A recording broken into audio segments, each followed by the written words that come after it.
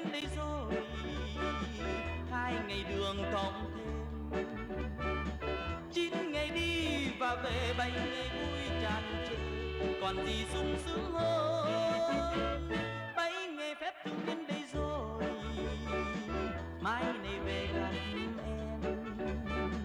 Bỏ thời gian đợi chờ sẽ gần em nhiều giờ, với em tròn mộng mơ.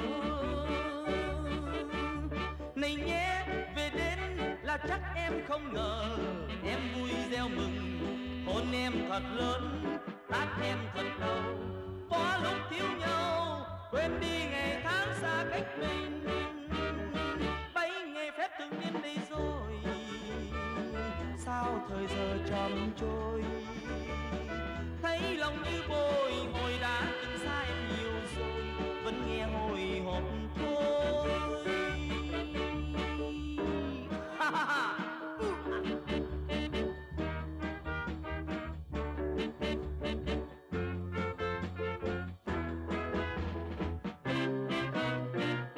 7 ngày phépถึงđến đây rồi, 2 ngày đường cộng thêm, 9 ngày đi và về, 7 ngày vui tràn trề, còn gì sung sướng hơn. 7 ngày phépถึงđến đây rồi, mai này về gặp em. Bỏ thời gian đời chờ sẽ gần em nhiều giờ, với em tròn mộng mơ. Này nhé.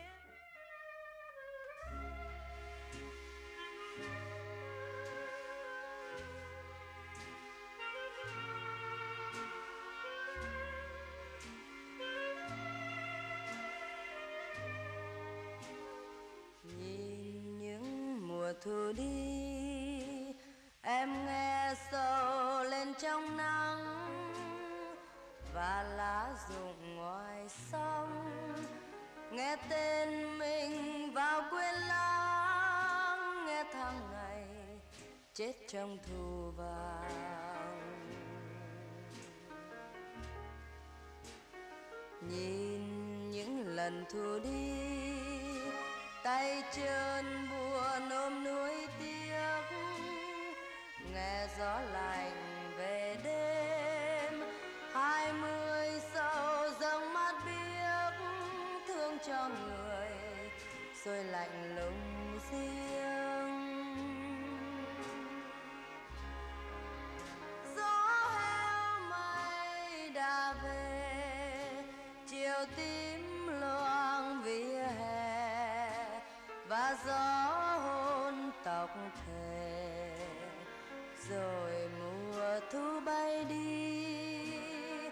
Trong nắng vàng chiều nay, anh nghe buồn mình trên ấy.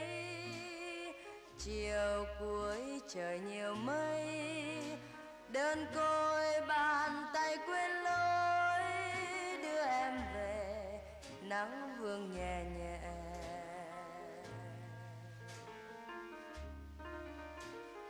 Đã mấy lần thu sang, công viên chiều qua rất ngắn, chuyện chúng mình ngày xưa anh ghi bằng nhiều thu vắng.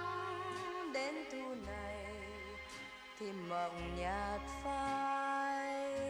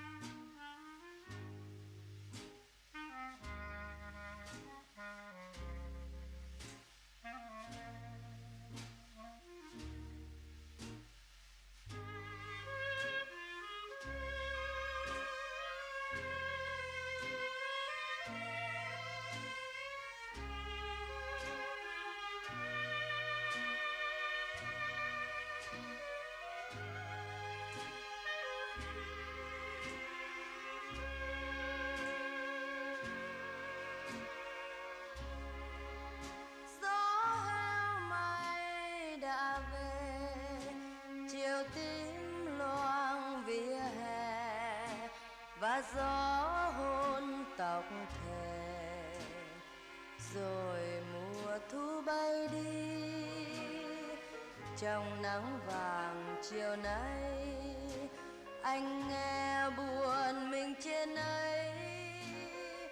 Chiều cuối trời nhiều mây, đơn côi bàn tay quên lối, đưa em về nắng vương nhẹ nhẹ.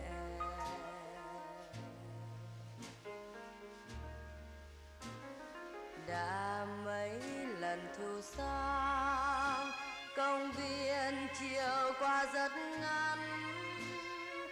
Chuyện chúng mình ngày xưa anh ghi bằng nhiều thu vắng.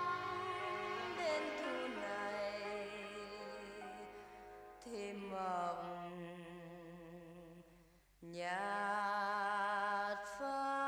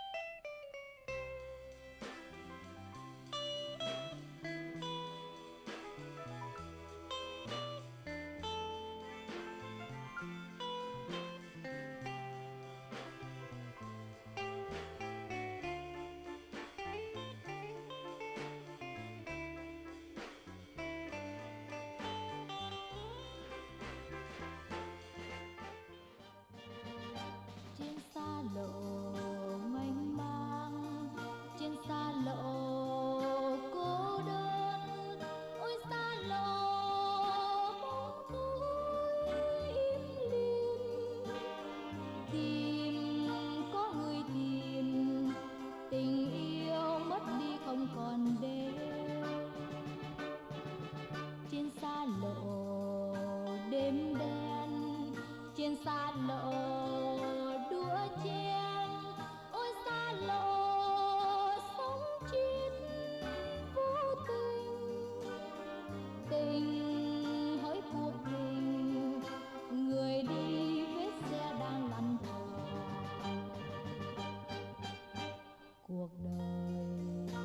tâm tôi như xa lộ không bền, cuộc đời sao u ám như xa lộ tối đen.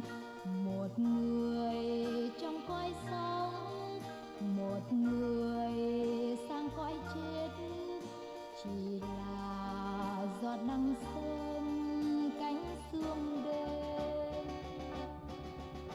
Trên xa lộ không tên, trên xa lộ khô khan, ôi xa lộ giết chết tâm hồn.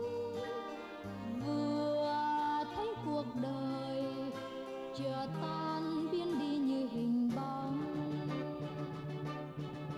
Trên xa lộ miên man, trên xa lộ thanh thang, ôi xa lộ tối ám không đèn. Đường hỡi con đường, tình yêu thoáng qua như vô hình.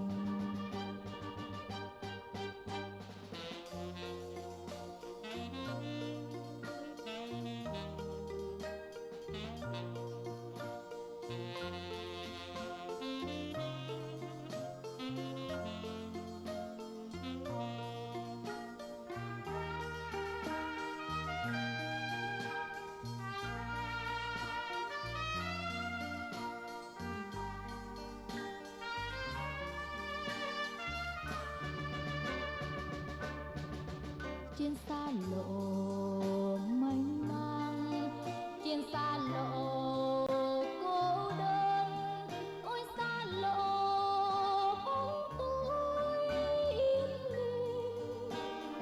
Tìm có người tìm, tình yêu mất đi không còn đến. Trên xa lộ đêm đen, trên xa lộ đua chen, ôi xa lộ sống chết vô tình. Tình hỡi cuộc tình, người đi vết xe đang lăn tròn. Cuộc đời sao tâm tối như xa lộ không đèn. Cuộc đời sao u ám như xa lộ tối đen. Một người trong cõi sống, một người sang cõi chết, chỉ là giọt nắng sớm cánh sương đêm. Trên xa lộ không tên, trên xa lộ khô khan, ôi xa lộ giết chết tâm hồn. Vừa thấy cuộc đời chợt tan biến đi như hình bóng. Trên xa lộ miên man, trên xa lộ thanh thang, ôi xa lộ tối ám không đèn. Đường hỡi con đường, tình yêu thoáng qua như vô hình. Đường hỡi con đường.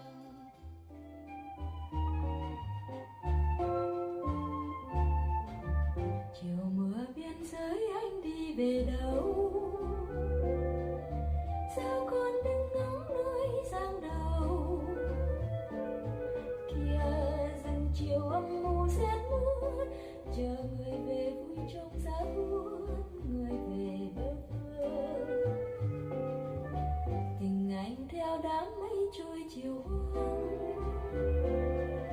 chẳng còn khuyết mấy hoa không tàn. Cờ về chiều tung bay phất phới, gợi lòng này thương thương nhớ nhớ bầu trời xanh lơ. Đêm đêm chiếc bóng in trời, vạn trăng sẽ lối vẫn in hình bóng một người. Xa xôi cánh chim tung trời.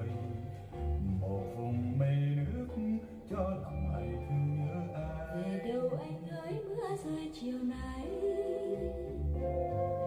lưng trời như sắc mây pha hồng, đường rừng chiều cô đơn chiếu bóng người tìm về trong hơi áo ấm gợi niềm xa xăm. Người đi khu chiến thương người hậu phương, thơm màu áo gái lá xa trường,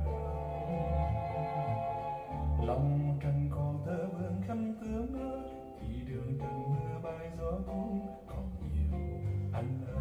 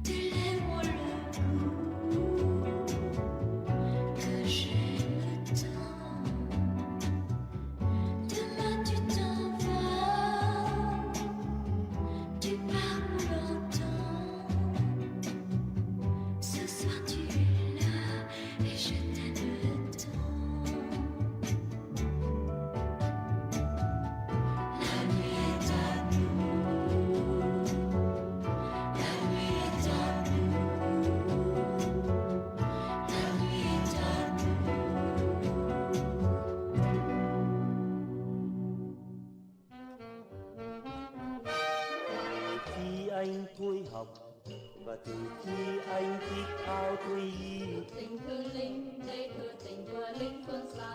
từ khi anh xa nhà 1000 đêm nhung nhớ giữa trời mây, ước tình thương linh đây thừa tình của linh phương xa. ngại trăng đêm di hành và thường khi dừng bước giữa hoang vu,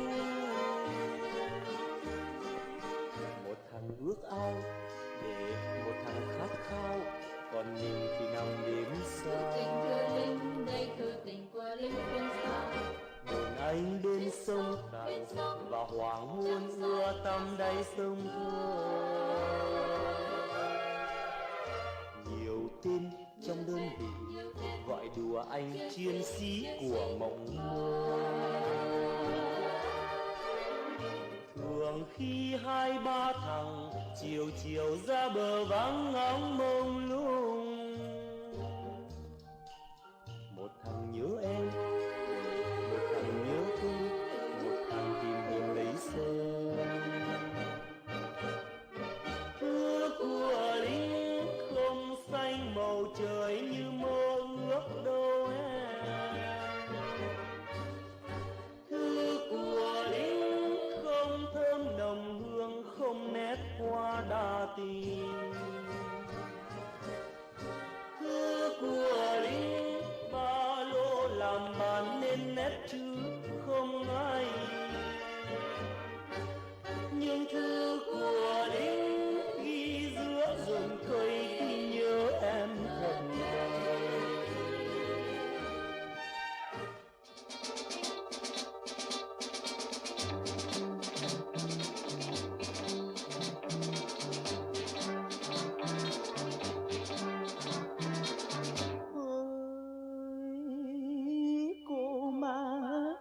bé nhỏ xinh xinh kia, dừng chân cho tôi hỏi thăm đôi phút, hỏi đó hoa kia có chủ hay chưa, hỏi trong đêm xuân có mơ gì không.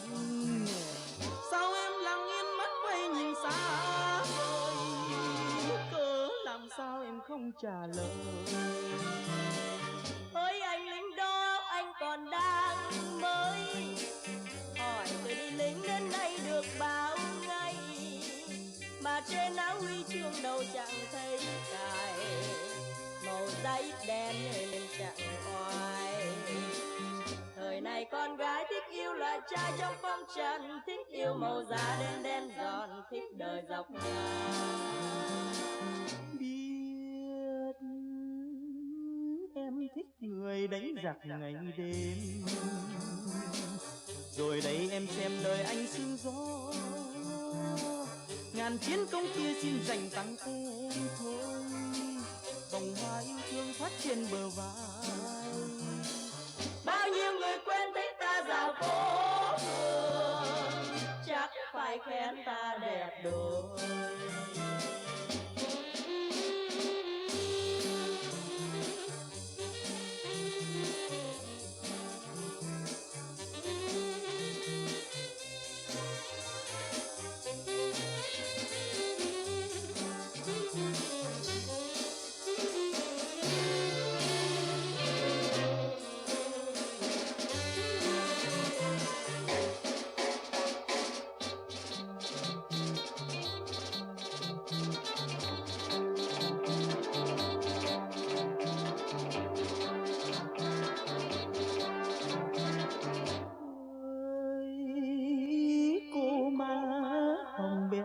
xinh xinh kia, dừng chân cho tôi hỏi thăm đôi phút, hỏi đó hoa kia có chủ hay chưa, hỏi trong đêm xuân có mơ gì không.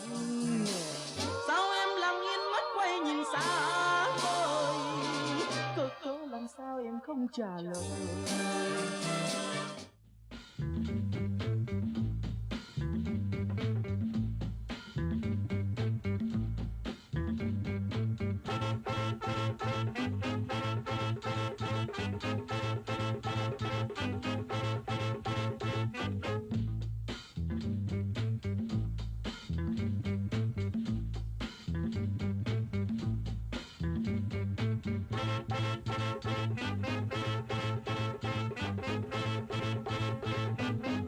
Đừng nói với tôi thế ước, đừng nói với tôi chung tình. Đời biết sao mà hứa, đời thủy chung trọn kiếp, niềm khát khao mộng mơ.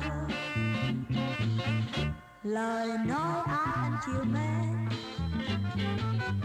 là những phút giây oan tình. Nhiều lúc xa xa lòng ta, sao người vẫn tìm đến nơi lưu đày vào trong câu chuyện triền miên. Yêu đương là nghĩa gì đâu, như cơn gió đưa lá vàng rơi rụng. Tình yêu ơi đến làm chi, khi hương đắm say lạnh. Tình có khác chỉ dòng nước, là lưng cuốn trên qua cầu. Rồi những khi chiều vắng, tình đã trao lời đắng, lòng chết theo cơn sầu. Tình ơi ta xin chào mi.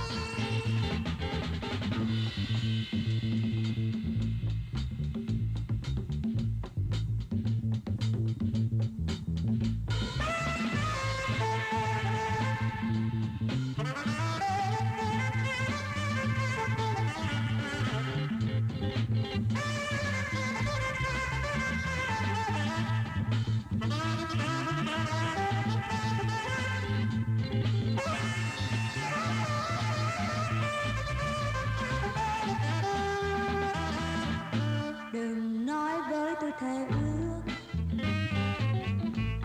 đừng nói với tôi chung tình. Đời biết sao mà hứa, lời thủy chung trọn kiếp, lời nói áo chiều lên là những khu quê hoàn tình. Nhiều lúc sát ra lòng ta mà cớ sao người vẫn tìm đến nơi lưu đày vào trong cơn mây triền miên.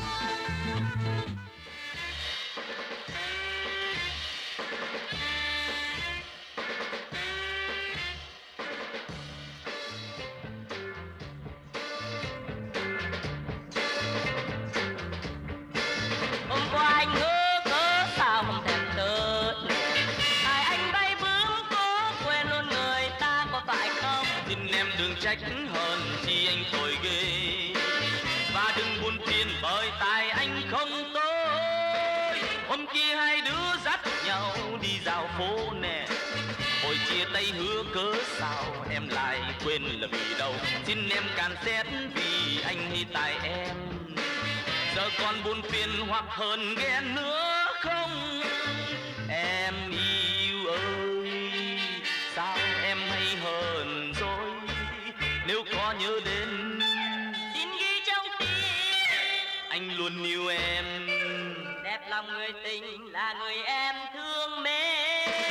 Hôm nào hai đứa dắt nhau đi dạo phố nè, mình chia tay nhớ nhé em, xin đừng quên dù cách xa. Yêu thương chỉ có mình em anh mà thôi, một lần hẹn thì đôi mình luôn có đôi.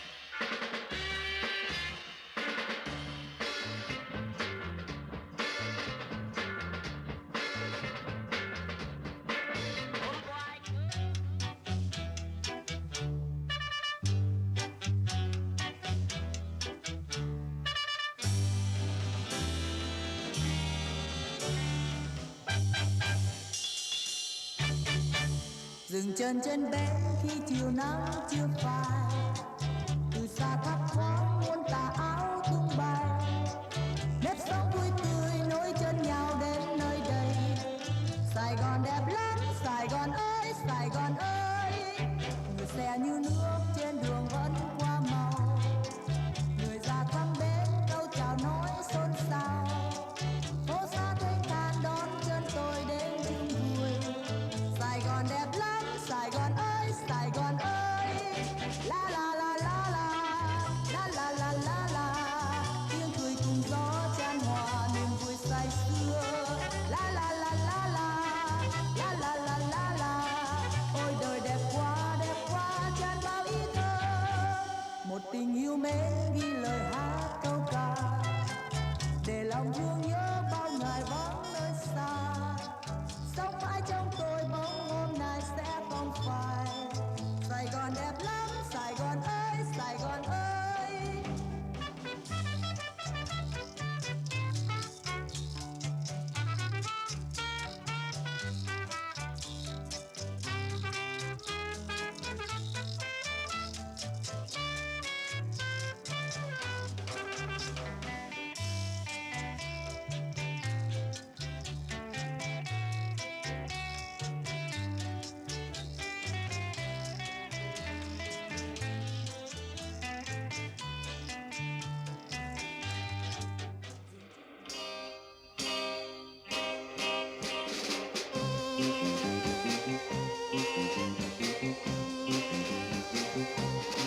Một trăm em ơi chiều nay 100%, 100 em ơi chiều nay 100%.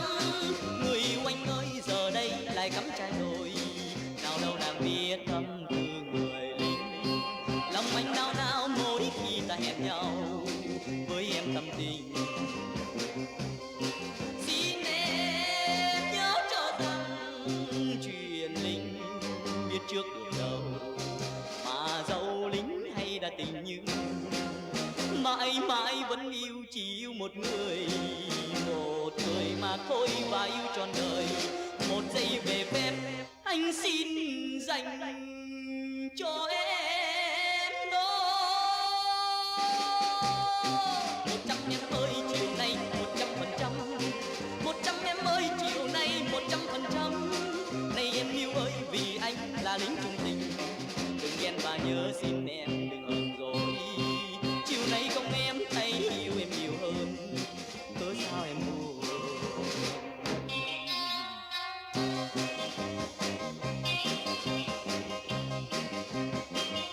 Em ơi, hôm nay giờ chốt cắm trại 100%, tụi em không về được. Em về đi, mai mốt em về thăm nha.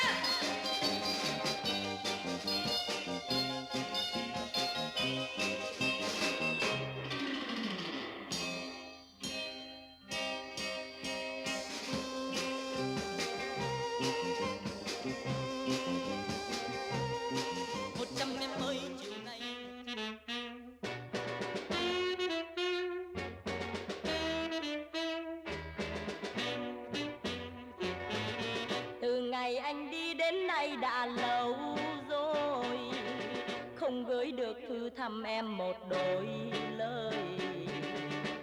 Hay là dọc đường hành quân anh gặp người đẹp hơn em, nên quên mất người em gái. Đừng buồn em ơi, trách anh mà tội tình. 3 tháng hành quân liên miên vùng xa vời, ai là người đẹp hơn em đâu, ai là người đẹp hơn em, yêu em nhất trên đời. Nhớ có những đêm trời khuya gió lên lạnh quá, Nhớ tới nhau còn đang cách xa muôn trùng. lòng em càng thương anh biết bao, Lòng anh càng thương em biết bao, thì cầu nguyện cho Việt Nam sớm vui thanh bình. Một ngày bên em sáng mai lại lên đường rồi. em chúc bình an anh đi ngoài xa trường. Chúng mình đã hiểu nhau hơn, chúng mình càng mặn nhau hơn, yêu em nhất trên đời.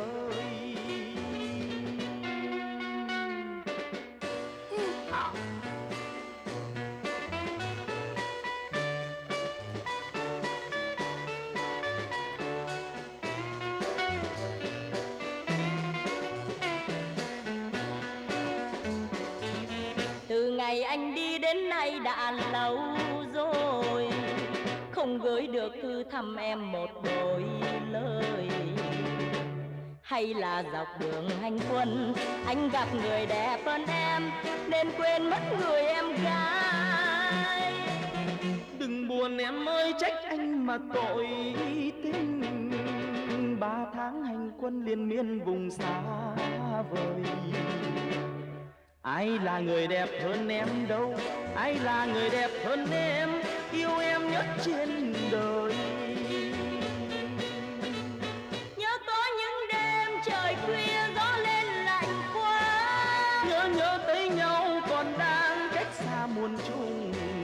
lòng em càng thương anh biết bao, Lòng anh càng thương em biết bao, thì cầu nguyện cho Việt Nam sớm vui thanh bình.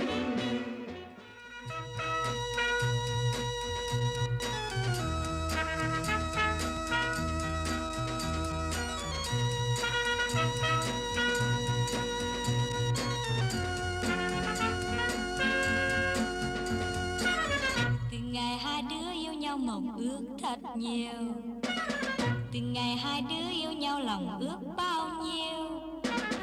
Mộng màng hai đứa có chỉ là quá xa xôi, ta mơ một mái nhà tranh, ta mơ một nụ kèo tình. Đời mình đẹp mãi với em và anh, đời mình đẹp mãi dưới tu trời sinh.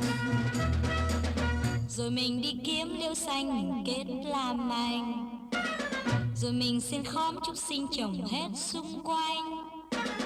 Ngoài vườn hoa cúc hoa mai nào khác chi tranh, ban mai mình ngắm bầu hoa, đêm đêm mình ngắm chị Hằng. Dù nghèo cuộc sống vẫn thêm hào hoa, đời mình đẹp quá có ai bằng nào. Cướp leo lý tưởng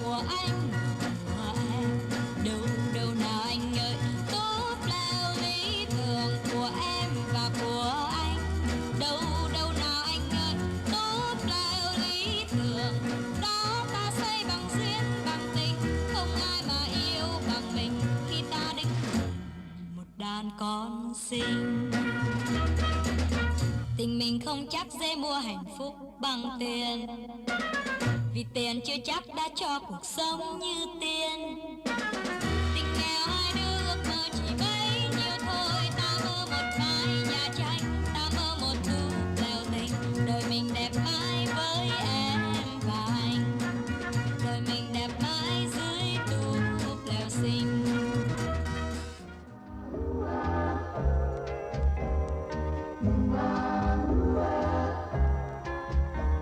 Il n'a pas le charme de Johnny, ni la voix de Richard Anthony. Il ne danse pas très bien, mais quand il prend ma main, il n'y a pour moi qu'un seul garçon sur la terre. Bien sûr, ce n'est pas Lucky Blondeau, Claude François, ni même Franck Alamo. Il n'a pas de guitare, mais quand j'ai le cafard, il n'y a pour moi qu'un seul garçon sur la terre. On ne voit jamais son visage, sa photo dans Salut les copains. Mais quand je suis là, blotti dans ses bras, ce n'est pas un mirage et je suis bien. Moi-même, je ne suis pas Sylvie Vartan, ni Sheila, ni quelqu'un d'important.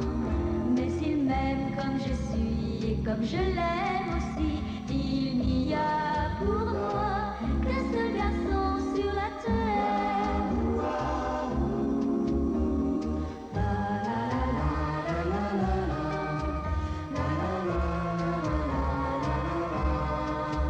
Mais s'il m'aime comme je suis et comme je l'aime aussi, il n'y a pour moi qu'un seul garçon sur la terre.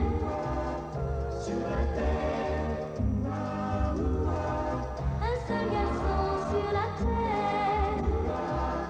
Sur la terre.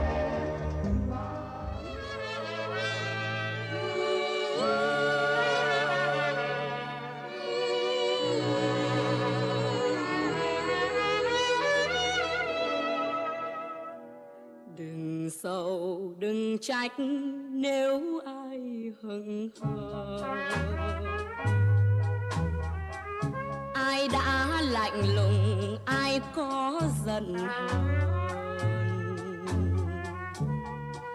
Tình yêu mong manh tựa khói, tình yêu rơi như màu lá, thu vàng ngập trên lối đi. Một người chưa thấy pháo vui nhuộm đường, mưa ướt ngoài trời mưa ướt trong lòng. Còn đâu trăng thanh ngày đó, còn đâu đêm thơ mộng ấy, bây giờ chỉ có heo may. Nếu biết yêu chỉ là bóng mây, nếu biết yêu để rồi đớn đau, khép kín tim sầu đầy giá băng. Tình yêu là thế, nguyện cầu thời gian xóa bao ân tình. Xin chớ giận hờn, xin chớ u hoài. Người đi vui trong ngày cưới thì xin cho tôi lần cuối thấy tình yêu đã lên ngôi.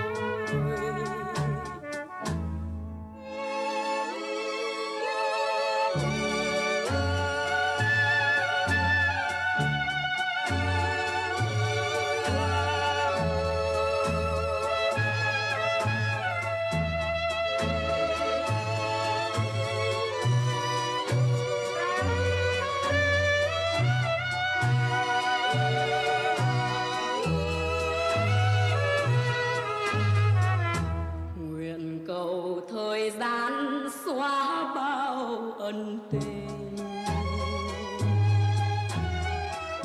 Xin chớ giận hờn, xin chớ u hoài. Người đi vui trong ngày cưới thì xin cho tôi lần cuối thấy tình yêu đã lên ngôi.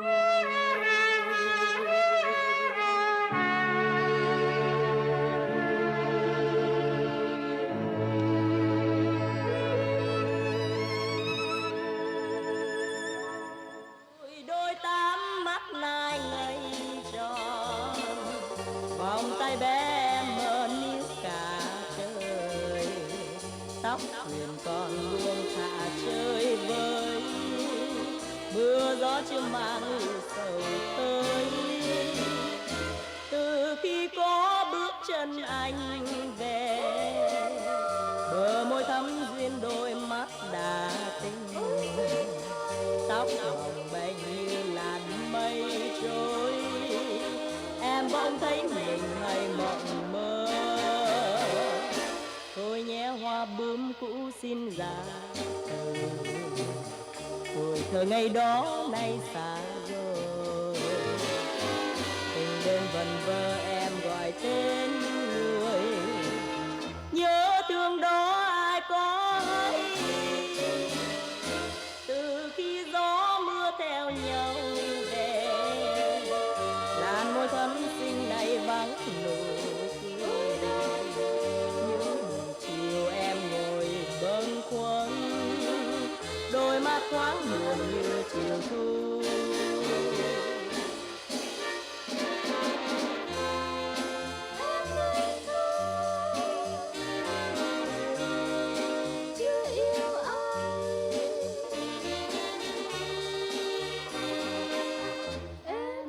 Trong tay khung trời,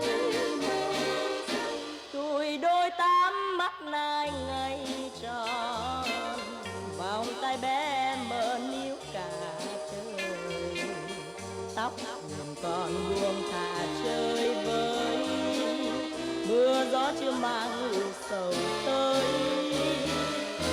Từ khi có bước chân anh về, bờ môi thắm duyên đôi mắt đã tinh, tóc vòng bềnh như làn mây trôi, em bỗng thấy mình hay mộng mơ.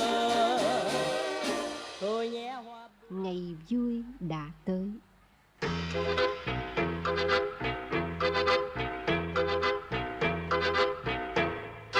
Ta vỗ tay cho thật đều, và ta vỗ tay cho thật đều để mừng ngày vui. Ôi ôi ngày vui đã tới, người ơi ngày vui đã tới trên quê hương ta.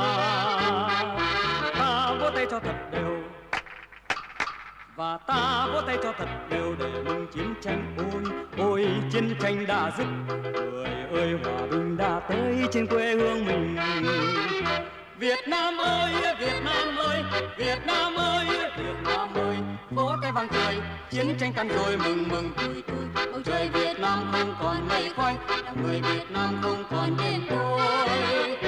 Việt Nam ơi, Việt Nam ơi, Việt Nam ơi, Việt Nam ơi, vỗ tay reo cười, vỗ tay vui mừng cuộc đời rồi vơi. Đường quê thơm ngát với muôn loài hoa, trời quê huyền áo với muôn bài ca.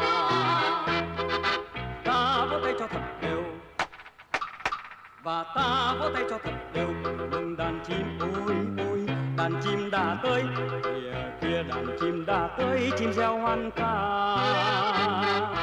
Ta vỗ tay cho thật đều, và ta vỗ tay cho thật đều và tiếng ca. Ôi ôi tiếng ca vui quá, ngày mừng hòa bình đã tới trên quê hương mình.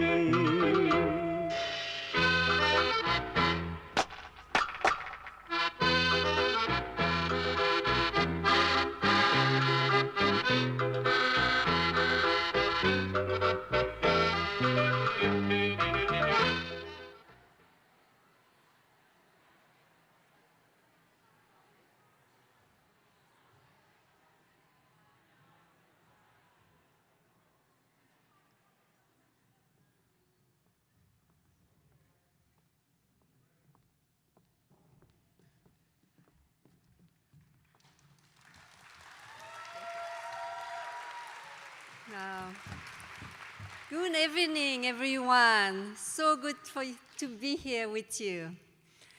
Well, my name is Isabelle Thuy-Pelot. I'm the Executive Director of the Diasporic Vietnamese Artists Network, also known as DVAN. Thank you for being here with us today to commemorate the 15 years anniversary of the end of the Vietnam War. At first, I want to thank, by making a shout out to our event coordinator, Jenny No, and communication manager, Bin No, and all our volunteers for their help in organizing this event. It takes really a village to do this. And to all our poets, musicians, and academics who flew from the East Coast, Seattle, the Midwest, Southern California, and or drove from the South Bay to be here with us tonight. Thank you so much, everyone.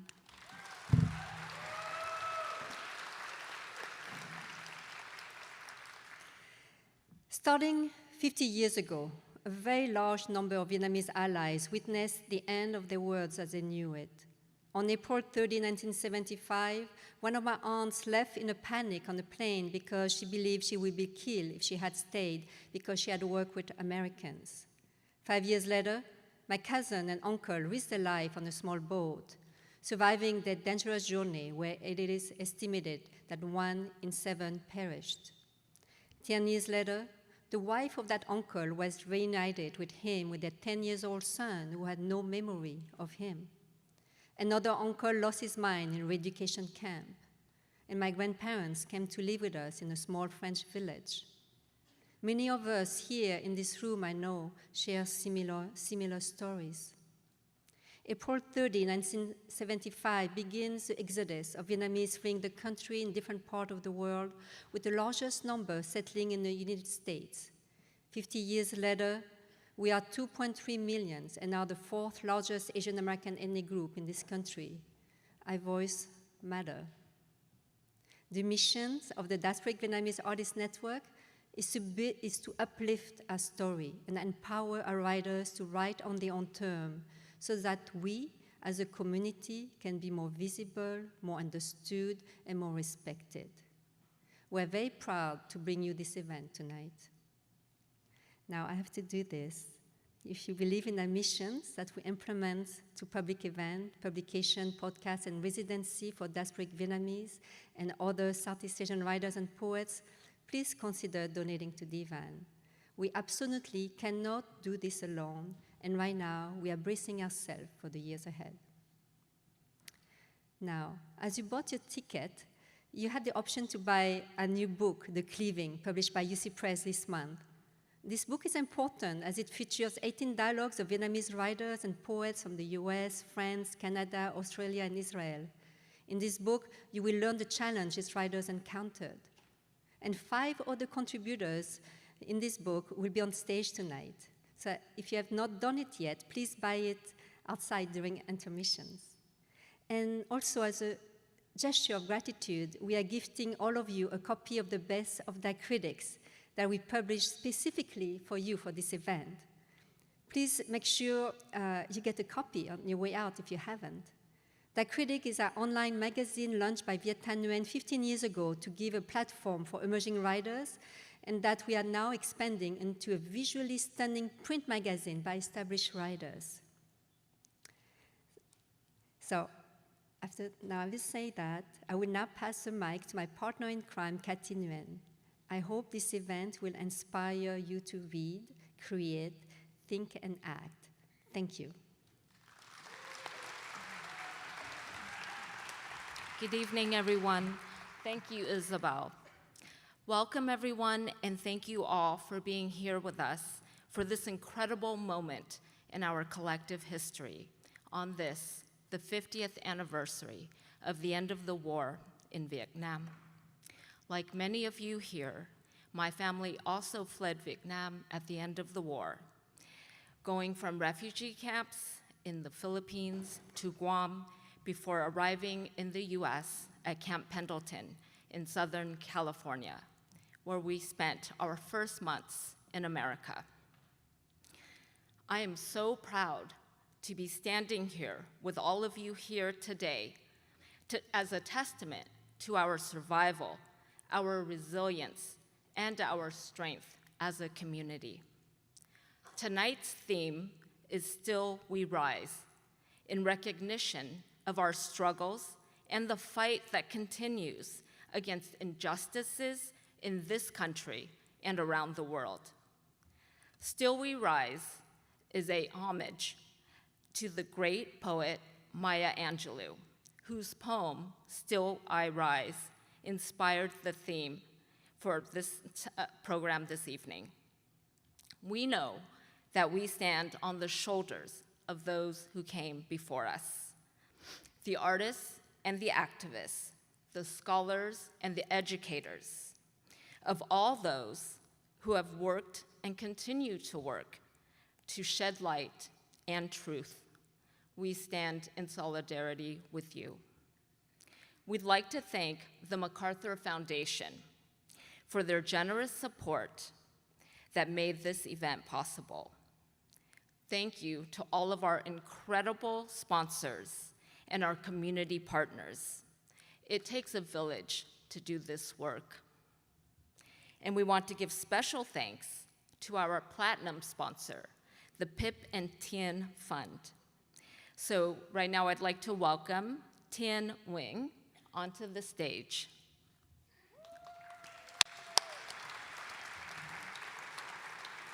Hi, Tien. Hi. I want to give you this award. Oh, thank you, thank you. Say a few words. Ooh. All right. Boy, what an honor it is to be up here with a whole bunch of artists and writers and poets who are just incredible storytellers that I'm proud to be a supporter of. A little bit about me. I'm not much of a writer, not too much of a reader, honestly. I have a lot of trouble with focusing on things. I'm not really good at this whole words thing either, but I really support people that do. I think that I can relate to the people we're about to see tonight, these artists that we have among us, and that I know what it's like to make decisions in life that disappoint our parents. But there are two main reasons I'm up here tonight. One is that Isabel is a very persuasive person. Anyone who has met her knows that. About a year ago, I met her, and she told me about this whole amazing project and journey that she had envisioned, and it's like, sure, I'll support it. And here we are. It's amazing to see this come to fruition. But yeah, like a lot of you growing up, my parents were in Vietnam, in Saigon, and this day about 50 years ago, and growing up, they never really talked too much about their journey and everything, and so it really wasn't until I grew up, until college or so, that I kind of understood and started to realize what they went through. And it was really only because of the storytellers that we have, like the ones we have presenting tonight, that really were able to capture what it was like to go through that journey. Because, again, they just wanted to move on from it. But from there, I was able to kind of ask them questions and kind of learn more about their journey. And so they're still very reluctant to talk about it, but if I can get, a question about what they were doing at that time in Vietnam, is like, it really helps put in perspective and helps me understand where they came from. Because what's crazy is that my dad was, when he came to the US, he was about the same age I was now, and it's crazy how much different our lives are. For what he had to go through versus what I have to go through now. And so yeah, I want to close out just by thanking everybody that's here tonight, and be able to support just an amazing community that is just, through storytelling, is able to capture something that is pretty much indescribable from what I understand. I still have no idea how my parents and how the millions of refugees that made it to the US and how to deal with the war made it, so thank you. Thank you. Thank you so much for your support of the Diasporic Vietnamese Artists Network. And now, please welcome to the stage our MCs for this evening, Vina Vo and Philip Nguyen. Hi, everyone. Hello, hello, hi. How y'all doing? Hello, hello, bà con cô bác, anh chị em, hello. So nice to see you all today. Welcome to Still We Rise 50 years after the Vietnam War. Today for this program, we're bringing you music, we're bringing you poetry, we're bringing you discussions, we're bringing you amazing performances. And you know, I feel like we have two MCs up here. We're gonna have a really good time. We're in an audience full of folks who probably know the difference between bún riêu, bún bò Huế, and pho. Philip, I'd hope so, right? Philip, I think I'm fulfilling my childhood dream of being on like Paris by Night. Right. It feels kind of familiar. Yeah. It feels a little familiar. I think so. Are you guys feeling Feels this Paris kinda like by Night home. energy? Yeah. Thank you. Okay, just so that we don't get into any legal trouble, this is not Paris by Night. We're not sponsored by We are Tuing not Productions. sponsored, but hey, call us next year if you'd like. This is the Viet Lit edition. So welcome everyone. Thank you so much for being here. We're so excited to be with you all. And I mean, speaking of soup, you know, one of the things that we're not providing tonight is dinner, so apologies for that in advance. But we know that food is the language of love for Vietnamese Americans, right? And just to get a little bit of audience engagement, we can't see y'all too well, but we want to do a quick a quick shout out to the different types of Vietnamese soupy noodles, just to like get y'all pumped up. You know, we got a poetry reading coming up next, and we want to get y'all in the vibe. So, all right, can y'all make some noise if y'all, out of all the Vietnamese soupy noodles that are out there, and I know there are a lot, how many of y'all are feeling hủ tiếu? All my hủ tiếu lovers? Okay, all different kinds of hủ tiếu. All right, let me hear it for bún riêu, bún riêu. Wow! Okay, y'all like the bún riêu crab? coming out strong. The Okay, crab bún and riêu. tomato, yup, okay. Bún bò Huế, let me hear it. Yes, Okay. that is my noodle. That's my noodle. With or without the blood cubes, you know what I'm With the saying? blood cube. With the blood With the cubes, blood every cube. time. Any other Yes. answer is wrong. Yes. Any other okay, wait. We got one more. And I hear you, Danny. You know it's coming. I know it's gonna be it. All right, let's hear it one more time for pho. With the accents, I don't know. with the diacritics. I think bún riêu won that one. Yeah, do bún think riêu bún riêu was. won Yeah, that one. bún riêu. Wow, I'm surprised. All right. We'll come back and try it again during intermission. But this evening is really about, again, it's about the 50th anniversary of the end of the war, right? That war. And how we as a community have remembered that fateful day since then. It's also an evening, tonight's also an evening where we'll have a chance to hear the bold and outspoken voices of artists from the Vietnamese diaspora in reflection of the past 50 years. And so, I mean, Vina, 50 years, it's pretty long. Like, what's it mean for you?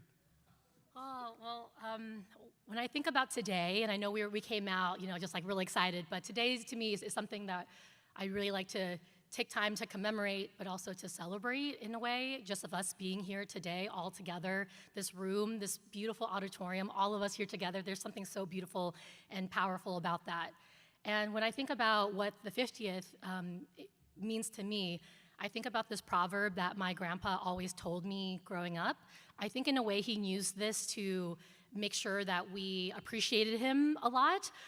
But the phrase goes, "Cây có cội, người có nguồn," which translates to trees have roots and people has a source.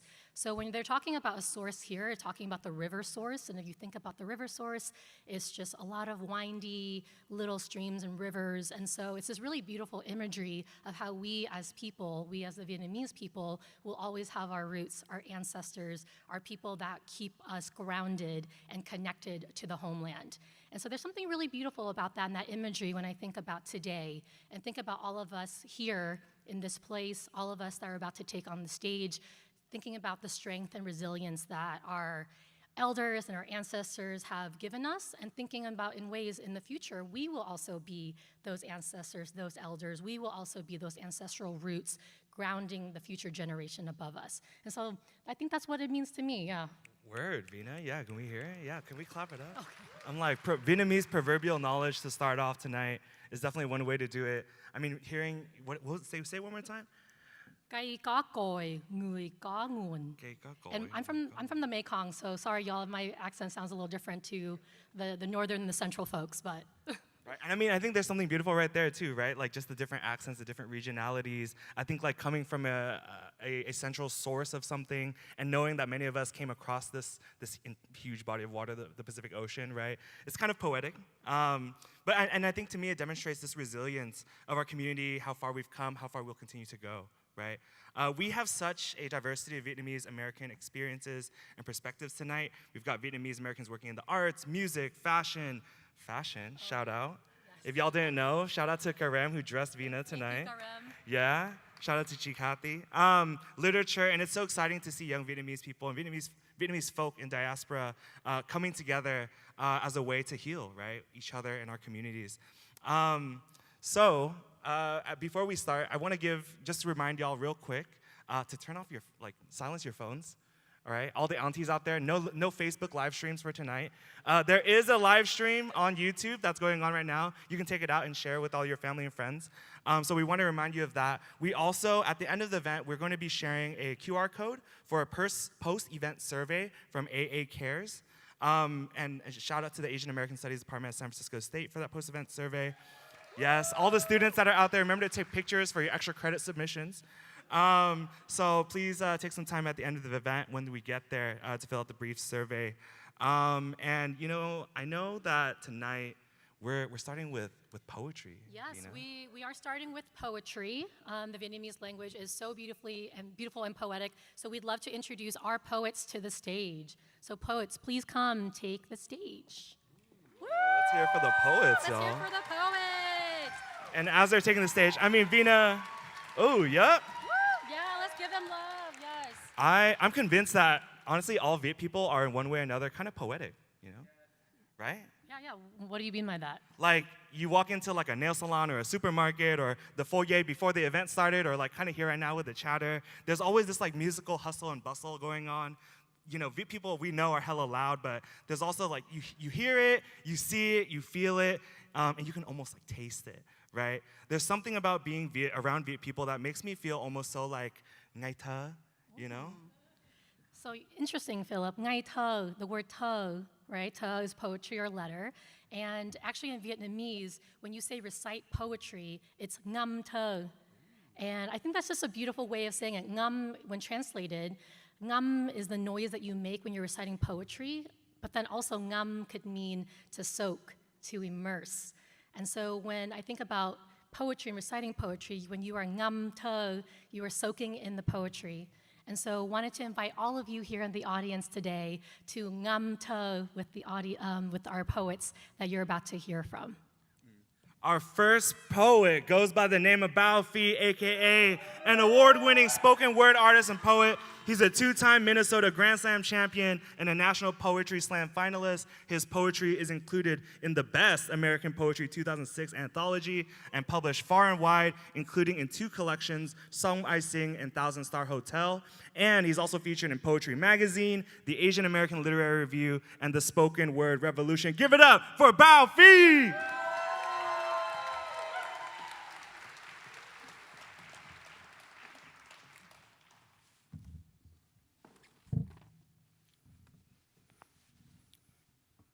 We're all gonna get deported. They're gonna deport the fiscally conservative Vietnamese, the anti-minority slacker playing video games smoking weed Vietnamese, the hate Chinese voted for Trump Blue Lives Matter Vietnamese, Vietnamese who did dumb shit when you were young, which really means all of us, deported. Hmong who sold a bit of weed when you were a teen but now got a family and a decent job, sorry, deported. Filipino who once shot a paintball gun at parked cars but grew up to be a finalist on American Idol? Sorry, deported. Fall asleep a Cambodian, wake up a Cambodian? Deported. Highly educated in your home country but can only get a job as a middle manager at Target or a janitor or a gas station or a kitchen? Deported.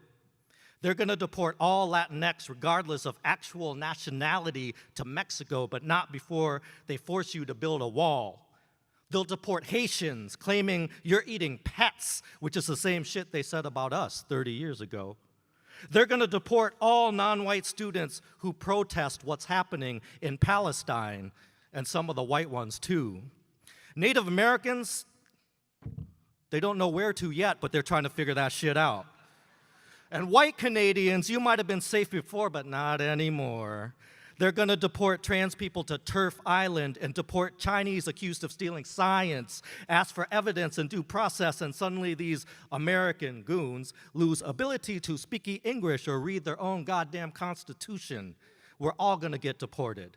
And conservatives will ask who the fuck is going to work the factories and clean our houses. And the working class is going to have to blame someone else for taking their jobs. And the liberals and progressives will have to find someone else to claim our closest in proximity to whiteness when they play their oppression Olympics. We're all going to get deported. So you're going to have to roll your own goddamn burritos. Make your own pho. Yeah, good luck with that, motherfucker. Put together your own doubles, fix your own roof, heat up your own beef patty, sew your own torn clothing, weed your own garden, babysit your own kids, poison yourself to do your own goddamn nails. So say goodbye to that cute new Venezuelan spot down the street, your favorite sushi waitress, the Azteca dancers bringing color and form to May Day, the Indian podiatrist who laughed at your jokes but secretly wanted to put his foot up your ass. People who aren't white, carry at least 3 forms of ID and hold your white partner's hands in public at all times, even if they voted for Trump. All I know is no one looks at me and thinks I'm American. And the ones who think of themselves as American feel free to inflict flag-shaped harm and hurl slings filled with flaming pitch of citizenship, shape the eyes of color as much of skin, and deportation is not gonna stop lovers getting lost in their own cities, losing your family member to cancer, getting laid off from the job you hated but needed, your kid getting bullied at school, a friend getting killed in war, or just walking to the bodega for a late-night snack. Deportation won't end any of this for the deported or the ones doing the deportation. It will just make us all less and less. The sun sets and heartbreak, fusion restaurants and firearms, pop stars and police brutality, Teslas and school shootings, bad haircuts and plethora of songbirds will keep all to ourselves. And why? When we are what makes we work. I don't want to wish this on anyone. Waking up to which country first spit you out, the cars, the trains, the boats, the planes, the feet that carried us here straight into the circular firing squad of who gets to belong where.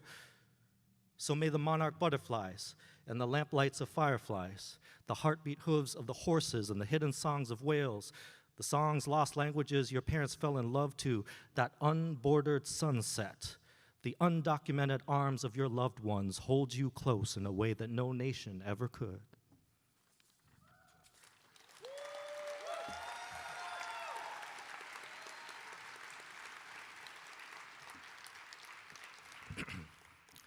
Ode to a $6 Vietnamese cinnamon donut.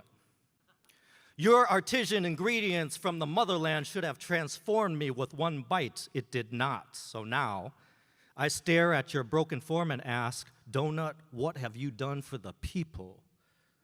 What have you done to address anti-blackness in the community or settler colonialism? Donut, what have you done for trans kids? We are a beautiful but suffering people, Donut. So where is your flag? Your trumpet, the saddle for your elephant? Where is your sword, chipped from biting into armor, your belt adorned with top knots of dozens of colonizers? Instead, you're the portrait of a corpulent with their mouth open, not woke, but mouth gaping in slumber. No, you're the ghost of a life preserver, and I'm drowning. No, full moon with your gut punched out. I need you, as empty at the core as you are, to be the promise of a full circle, not this crumbling thing broken by my own teeth.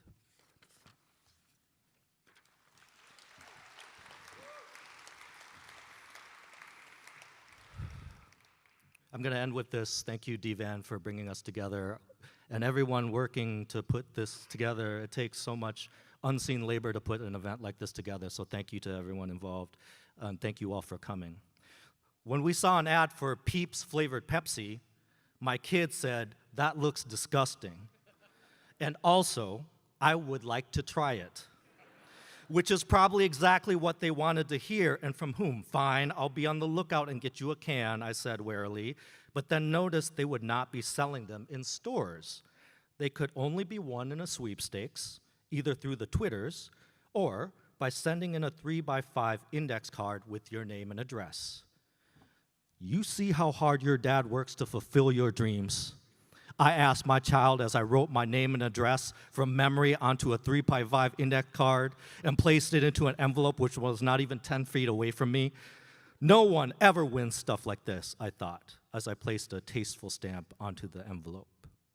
Well, look what came in the mail. These tiny cans, and like in America, in a far bigger box than any of the cans needed. Not bad, my kid said. And all I could say was, kiddo, I can't win the lottery or a fellowship or anything else, apparently. I can't stop racism, sexism, transphobia, homophobia, or save the earth. But once in a lifetime, I can win a Frankenstein collision of sugar syrup and fluff, all for you. Thank you.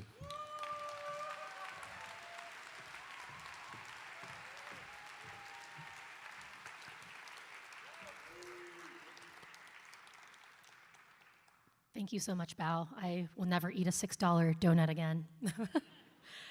Next up, I'd like to introduce Alexandra Huynh. Woo, let's go, Alex. Alexandra Huynh is a Vietnamese American poet from Sacramento. Sacramento folks in the crowd? All right. In 2021, she became the 5th National Youth Poet Laureate of the United States. Yes. Her work has been featured in NPR, PBS, NBC, and more. In 2022, she was featured in Goodnight Stories for Rebel Girls and joined Room to Read.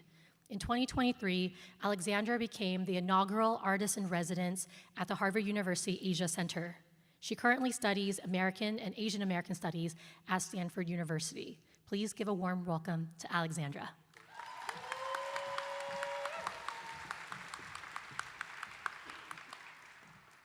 Hello, everyone. It's an honor to be with you here today. So this first poem that I have is inspired by a trip that I made to Vietnam for the first time in my life in January. It was with DVAN as a part of their writer's residency, so thank you, DVAN.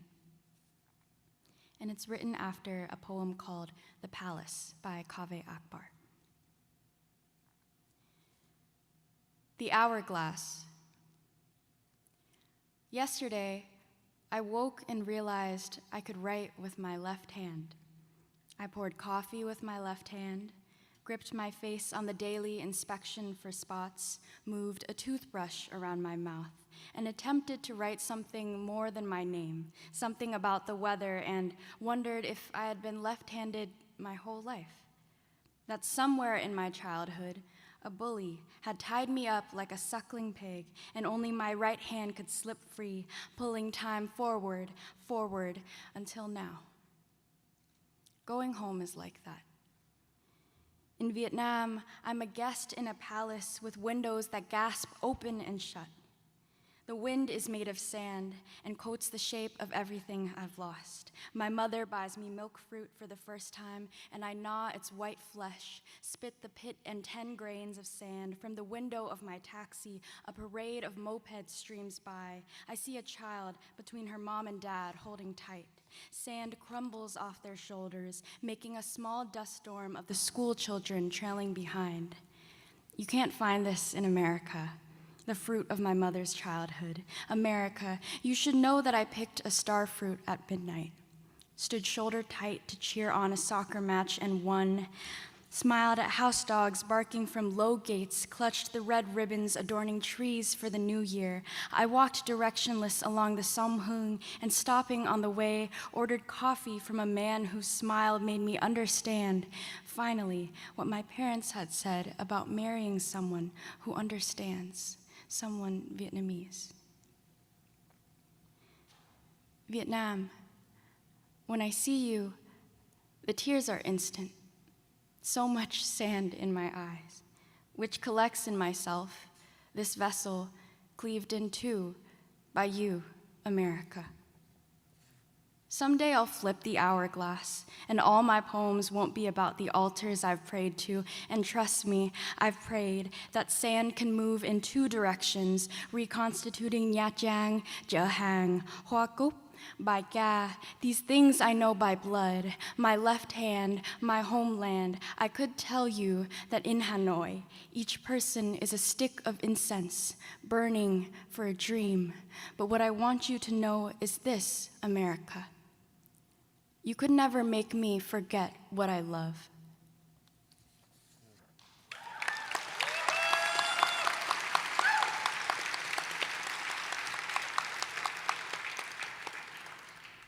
Thank you.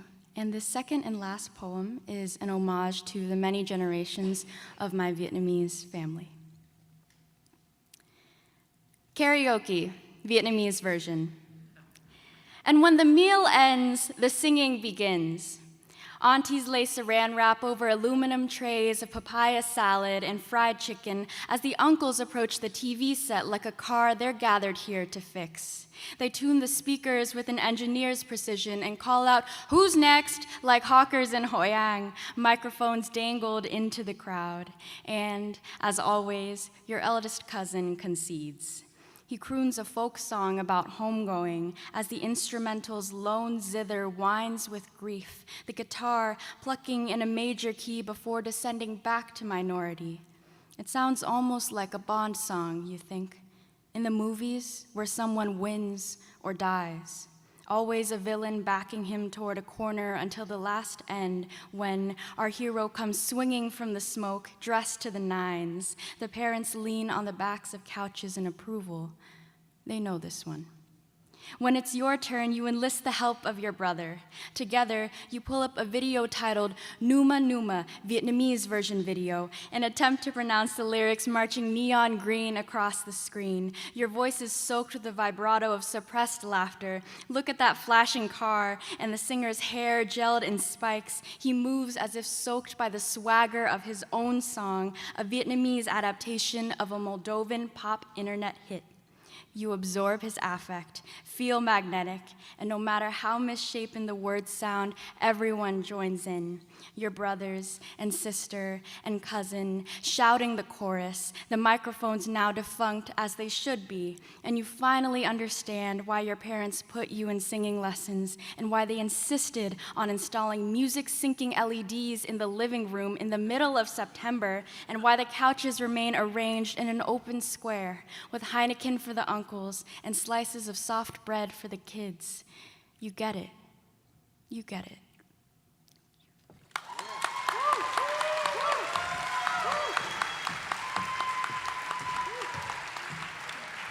Beautiful. Do we have any karaoke aunties and uncles in the crowd? I'm definitely one of the karaoke aunties now, so I love that. I'm here to introduce our next poet. Paul Chung is the author of the debut poetry collection, All the Flowers Kneeling. Their work appears in the New York Times, the New Yorker, Best American Poetry, and elsewhere. Winner of the Discovery Boston Review Poetry Prize, as well as fellowships from the Poetry Foundation, Stanford University, and the National Endowment for the Arts. Paul is an assistant professor of English and Asian American Studies at the University of Wisconsin-Madison. Please give a very warm welcome to Paul.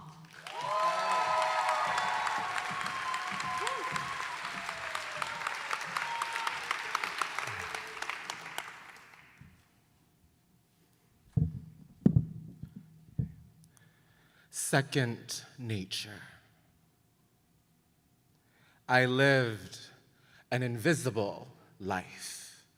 Like wisteria in winter, I grew, broke through depths nobody fathomed. I devoured wind, wicked light. God invented me. I invented drama just because was reason enough. To hope against hope, I became terrible, then terrifying, terrific. By spring, there was no stopping me. I suffered no fools, except my nature. To display my genius, I carried on. I transitioned every season. I was seasoned. How? Because I'm now mystery and clarity.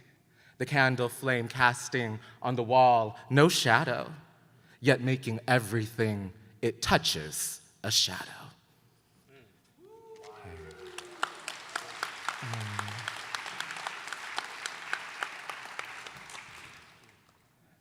In my first book, I wrote about being a survivor of childhood sexual assault and how sexual violence was something all the women in my family experienced.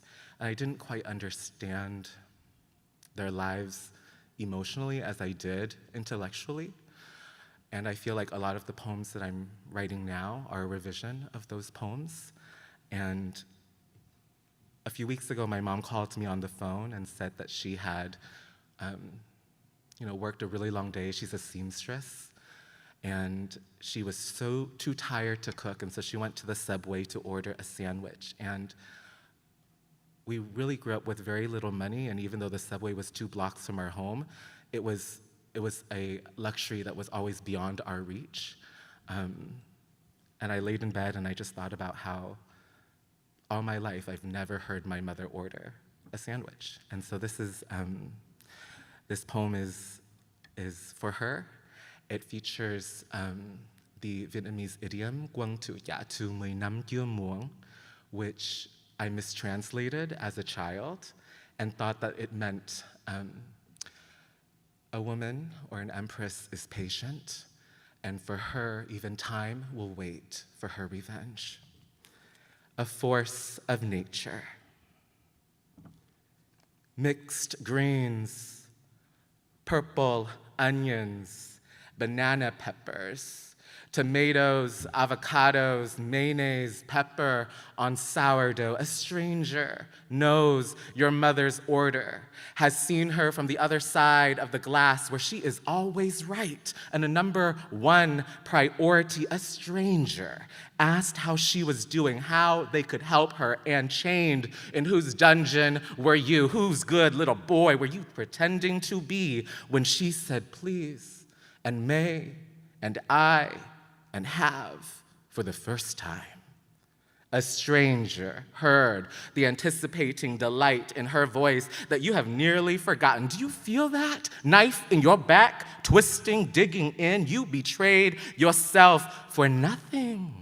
In exchange for her heels shuffling, scuffling the linoleum, rising slowly on her tiptoes like a newborn seagull, divinely astonished by the brine, the axe of air hacking, swinging in from the sea as she leans in to the counter, tempted, a tempest.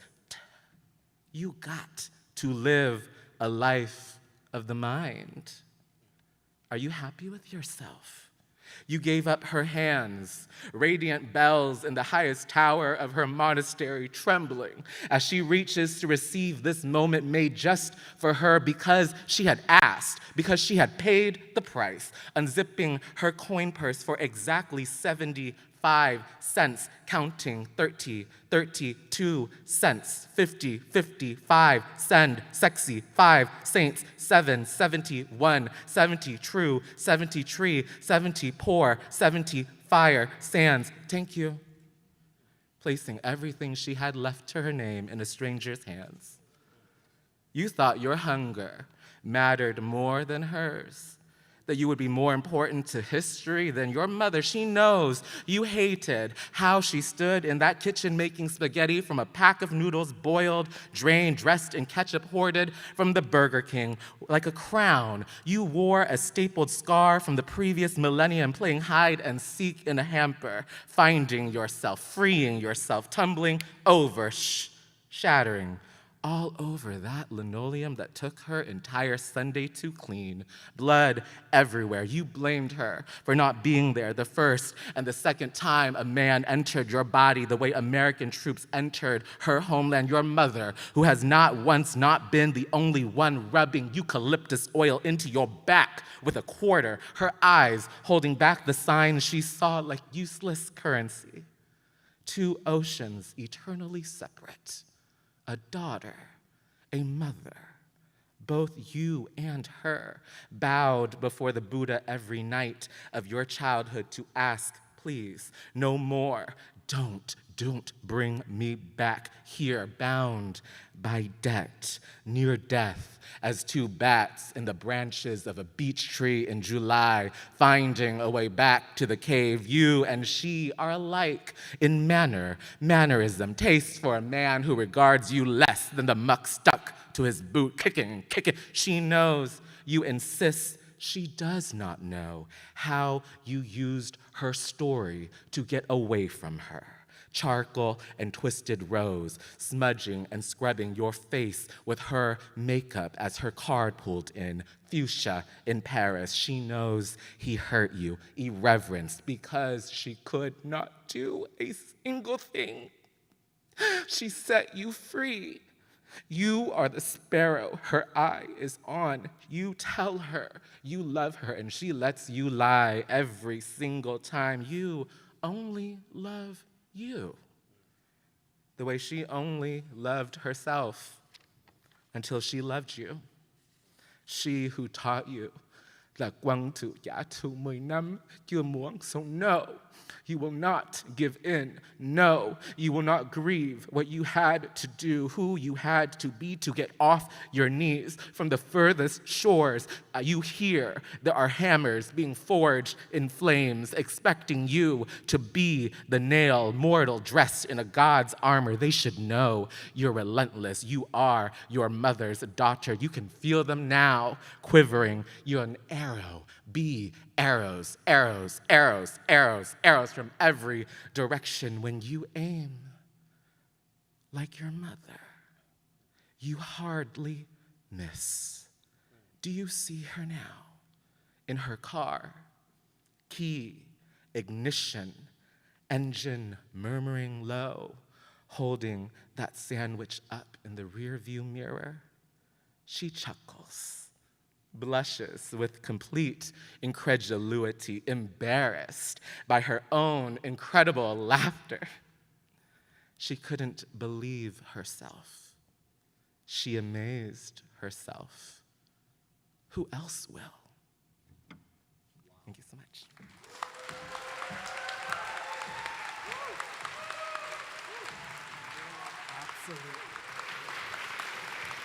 Absolutely ate, devoured, left no crumbs at all, Paul. Just as expected. Thank you so much for that. Oh my goodness, I gotta call home now, y'all. Whew. It's an honor to be to share the stage up here with you all. I also have the distinct honor of introducing our last poet for now. Y'all will be back later on in the program. Hope Luong is a Vietnamese American poet and advocate based in San Jose, California. Her writing and art have been recognized by the New York Times, Young Arts, the Scholastic Art and Writing Awards, and various other galleries. She's worked heavily in education reform and social justice, education reform and local politics, and is the founder of Learn for Justice, a youth organization providing justice-oriented humanities education to underserved students. She's currently studying ethics, politics, and economics at Yale University. Give it up for Hope Luong.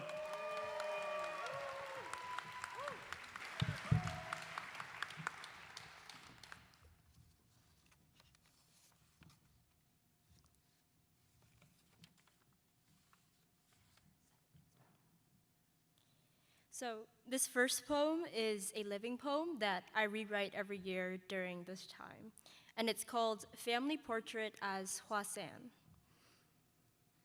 The lotus flower, known as Hoa San in Vietnamese, grows in muddy waters.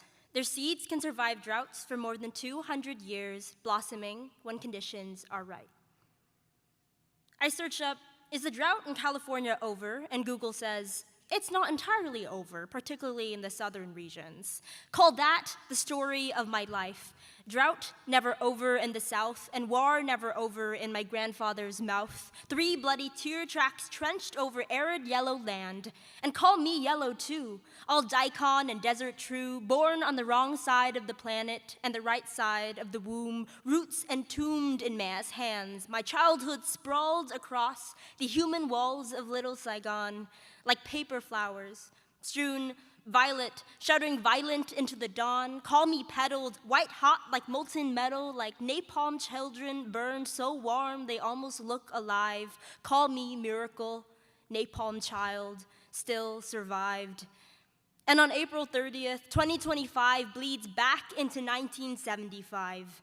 Mẹ says, this is the day we lost our country, and communist Vietnam says, this is the day we liberated Saigon. I think the irony of a drought is there's always someone else in the world who's drowning, so water can be both enemy and friend, and history, truth and untruth, and children free and unfree. My Vietnamese identity always an antithesis, a victory and a loss, a celebration and a funeral, and I wonder what constitutes a country. Wonder if child leaves mother, is the mother still a mother?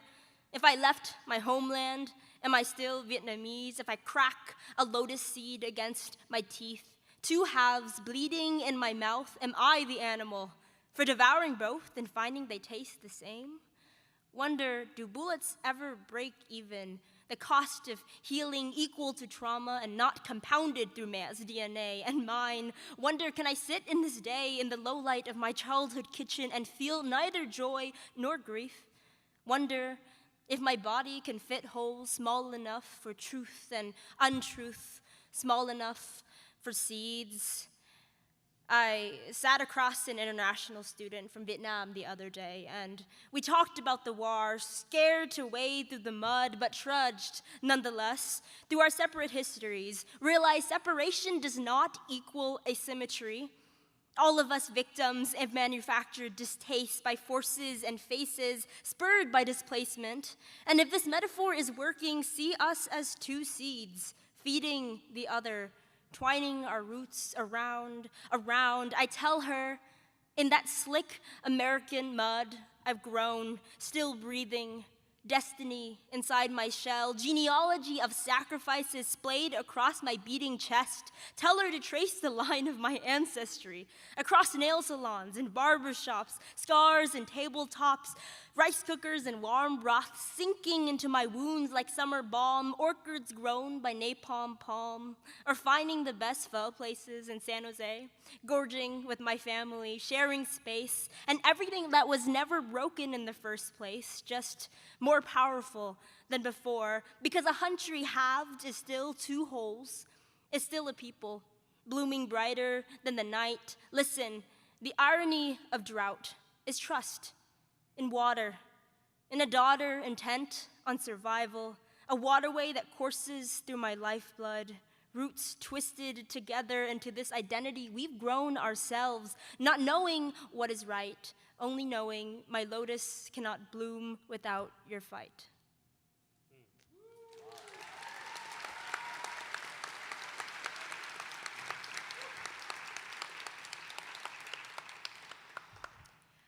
This next poem is one that's very dear to me, and it's about me, but I don't think it was written necessarily just for me. And it's called White Lies. I am not the oldest child in my family. I tell everyone I am, though, and convenience becomes fact, because it's easier than telling people my older sister died before she could live, passed a few hours or days after birth. I've never asked when exactly. There's a picture of her next to my parents' bed, dusty brown and swaddled up in periwinkle blue, the frame smooth at the edges. It seems cruel that she ever breathed at all, my mother cradling her womb for 9 months, death taunting her with the living child, only to peel away the fruit. I think of her often, alive, and wonder what it'd be like to be the younger sibling, to not pave the way. It would have clashed with my independence, I think, or it would have unraveled me in the sense that everything I am is premised only by my sister's death. Would she be a singer, too?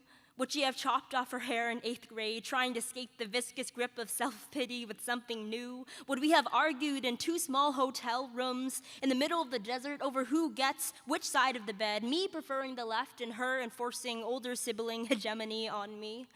I used to decorate her grave with plants from the cemetery, Willow leaves wreathing her name, placing pink manzanita bulbs in the spring like little bells. Mother standing behind me, murmuring prayers.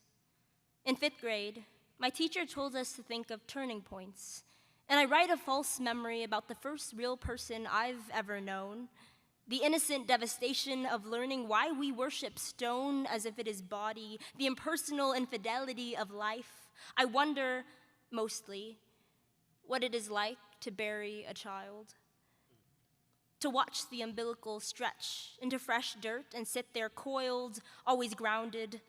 I see my mother spend those nights in a fetal position, the shame in the womb's failure, the grief in trying again, the fear in loving again, perhaps even warm fingers pressed against the first kicks. I was unremarkable in the belly, a Goldilocks baby. Maybe mother would sing Vietnamese lullabies to me, Kìa con bướm vàng. And on August 14th, 2006, limned by the yellow dusk light in the delivery room of a downtown hospital, she kisses the earth-sweet forehead of her newborn and dares to name her Hope. Thank you.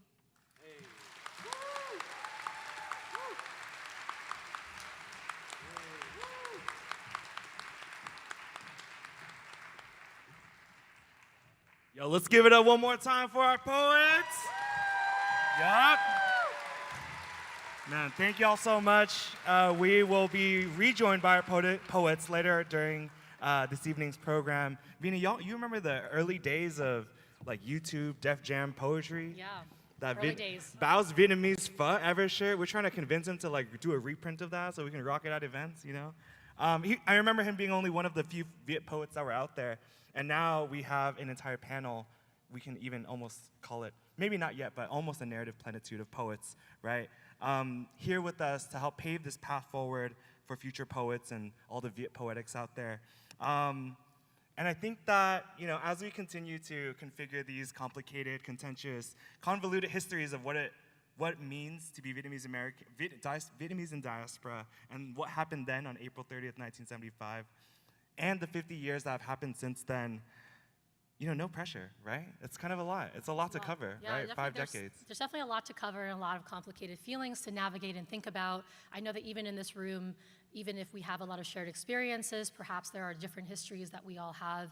And so it's really exciting that now that we have so many interesting scholars and academics and people that are writing and storytelling, we get more access and diversity of those stories.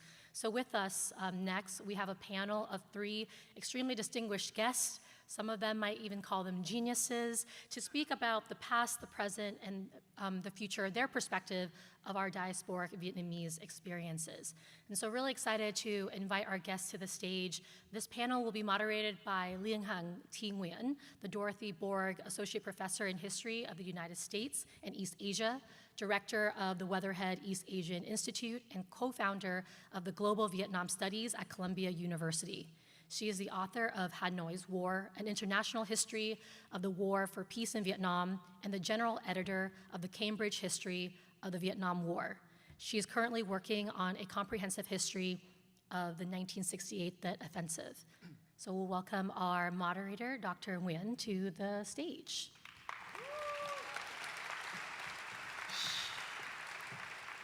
She'll be joined by Anh My Lê, an internationally renowned photographer primarily based in New York. Her work often addresses the impact of war on culture and on the environment.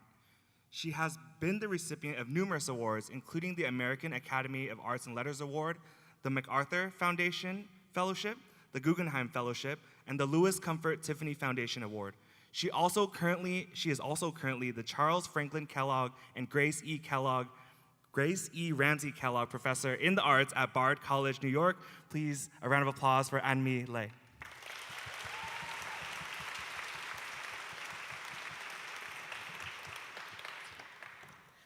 Last but not least, to round out the panel, we have Thanh Nguyen, who is a writer, co-founder of DVAN, and professor at the University of Southern California.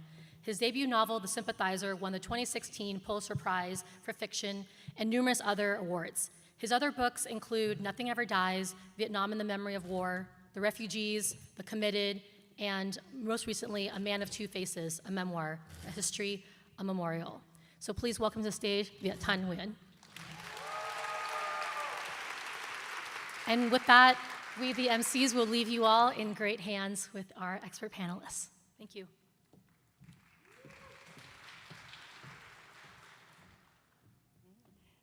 That was a great introduction. Thank you so much. Good evening, everyone. Welcome. All right. These two have been in dialogue often, and I feel a little bit like an interloper. So I'm going to do something. I'm going to start in a way that I don't think anyone has started with the two of you in terms of a conversation. And it's going to go like this. It's a serious question. Okay. A photographer, a writer, and a historian walk into a bar. Finish it. Finish the punchline, the joke. Oh, Viet will actually do it, okay. Oh, yeah, the historian gets the most drunk out of all of them. That's not true. No. I'll get into it.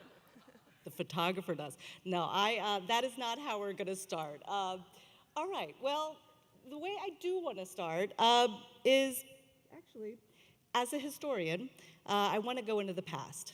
And one of the things that I do when I teach my course on the Vietnam War, which is what I'm doing this semester at Columbia, I position myself and I say where I was on April 30th, and I tell my students that I did the reverse of American territorial overseas acquisition.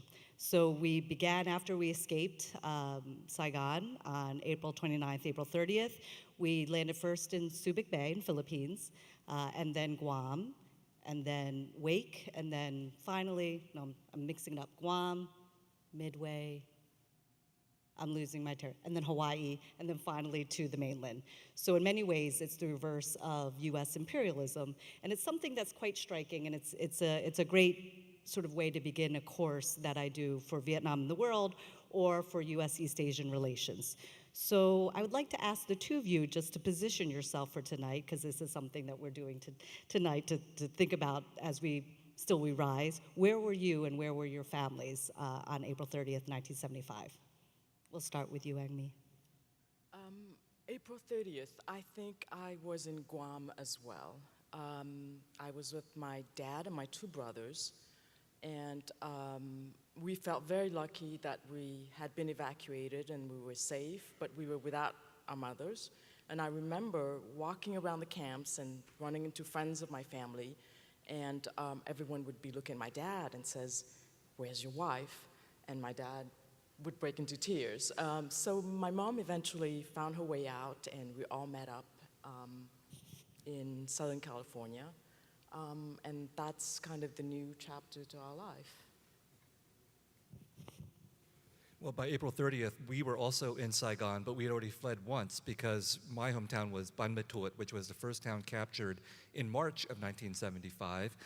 And my father was in Saigon already on business, and my mother made this life and death decision to flee from Ban Ma Thuot on foot with her, my older brother, me, and leaving behind my older sister. So by April 30th, we were there in Saigon. She was in Ban Ma Thuot. I wouldn't see her again for, I think, 27 years. And on April 30th, what happened was we tried to get out through the airport. We couldn't get out. Then we tried to get out through the embassy. We couldn't get out. Then we finally made it to the docks, and we got onto we got to the docks, and then again, we had to make a life and death decision. We got split up. My father and mother were separated. They didn't know what was happening.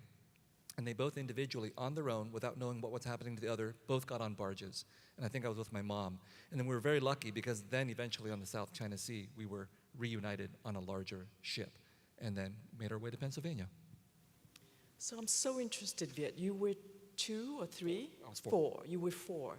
So you probably heard the story from your parents, or do you have some memories of this? Of course, I heard it mostly from my parents. Right, Very right. definitely heard it mostly from my parents. And in some ways, I've written a lot about this time because I was there at the fall of Saigon, but can I be an eyewitness to the fall of Saigon if I don't remember any of it actually taking place? So I'm really an eyewitness to the eyewitnesses who were my parents. And the things that I do remember, like I told my brother, I remember sailors on our ship shooting at another boat coming up with more desperate refugees. And then he said, that never happened. And then my wife would like me to understand my own dysfunction. So I said, okay, all right. You know why I don't like cheese? It's because I was a babe. I was a 4-year-old on this ship, and a man gave us milk, and he was kind to us. And I associate milk with being a refugee. And she said, no, that's not true. So, you know, I can't win either way in terms of trying to remember what actually took place.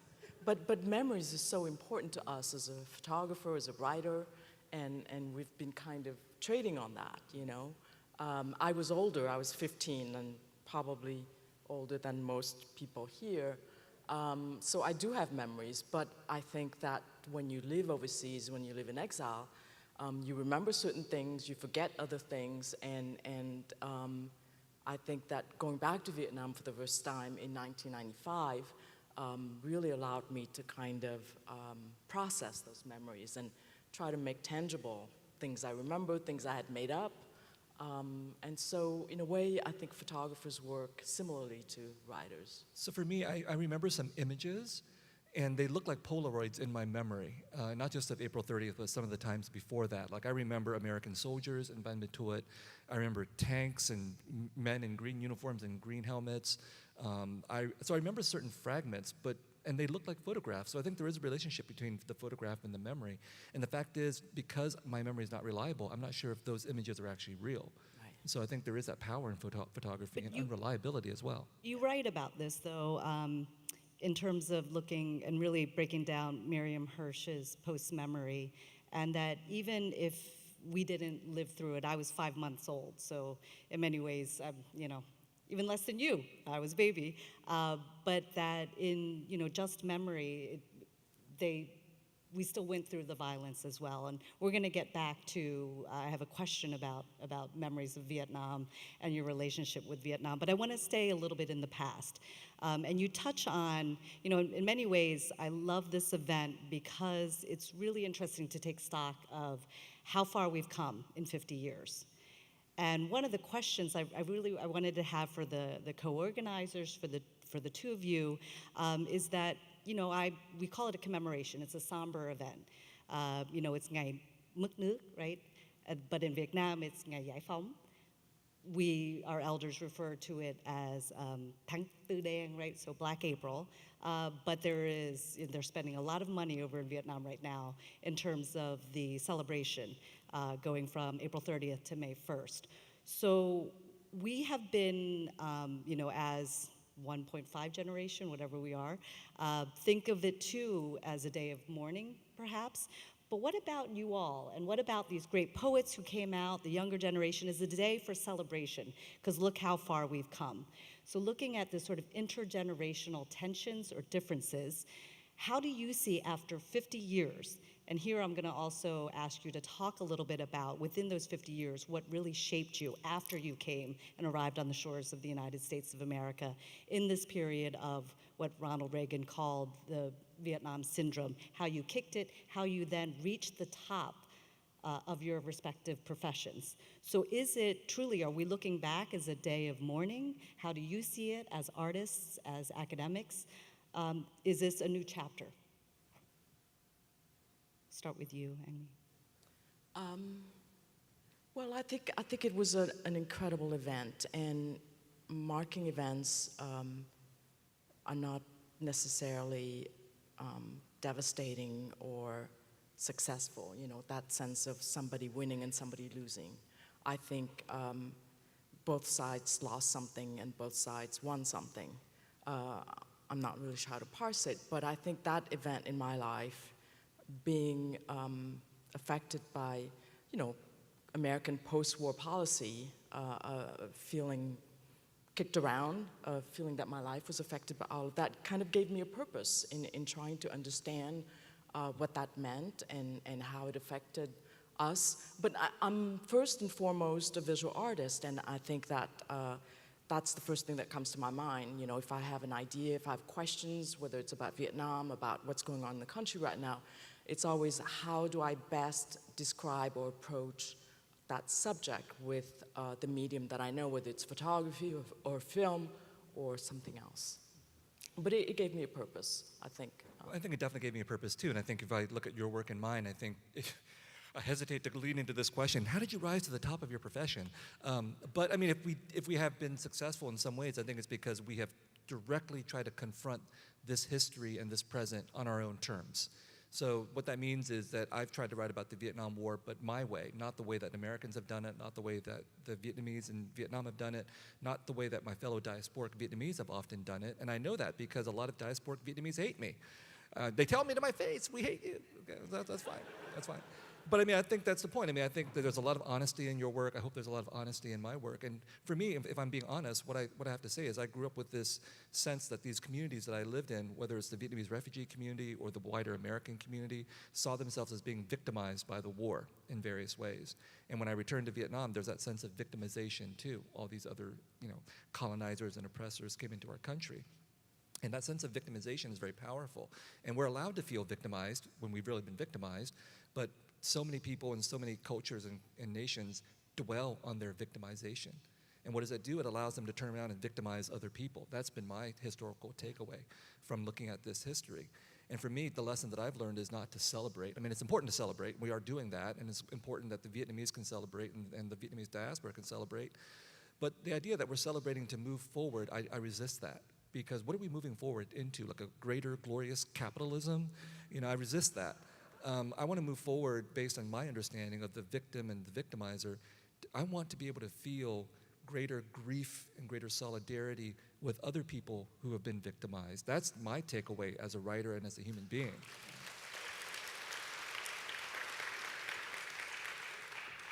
Do you both feel that the next generation still have to sort of talk about centrality of voice, moving from the sort of what's left out of the frame in terms of war and speaking about the sublime?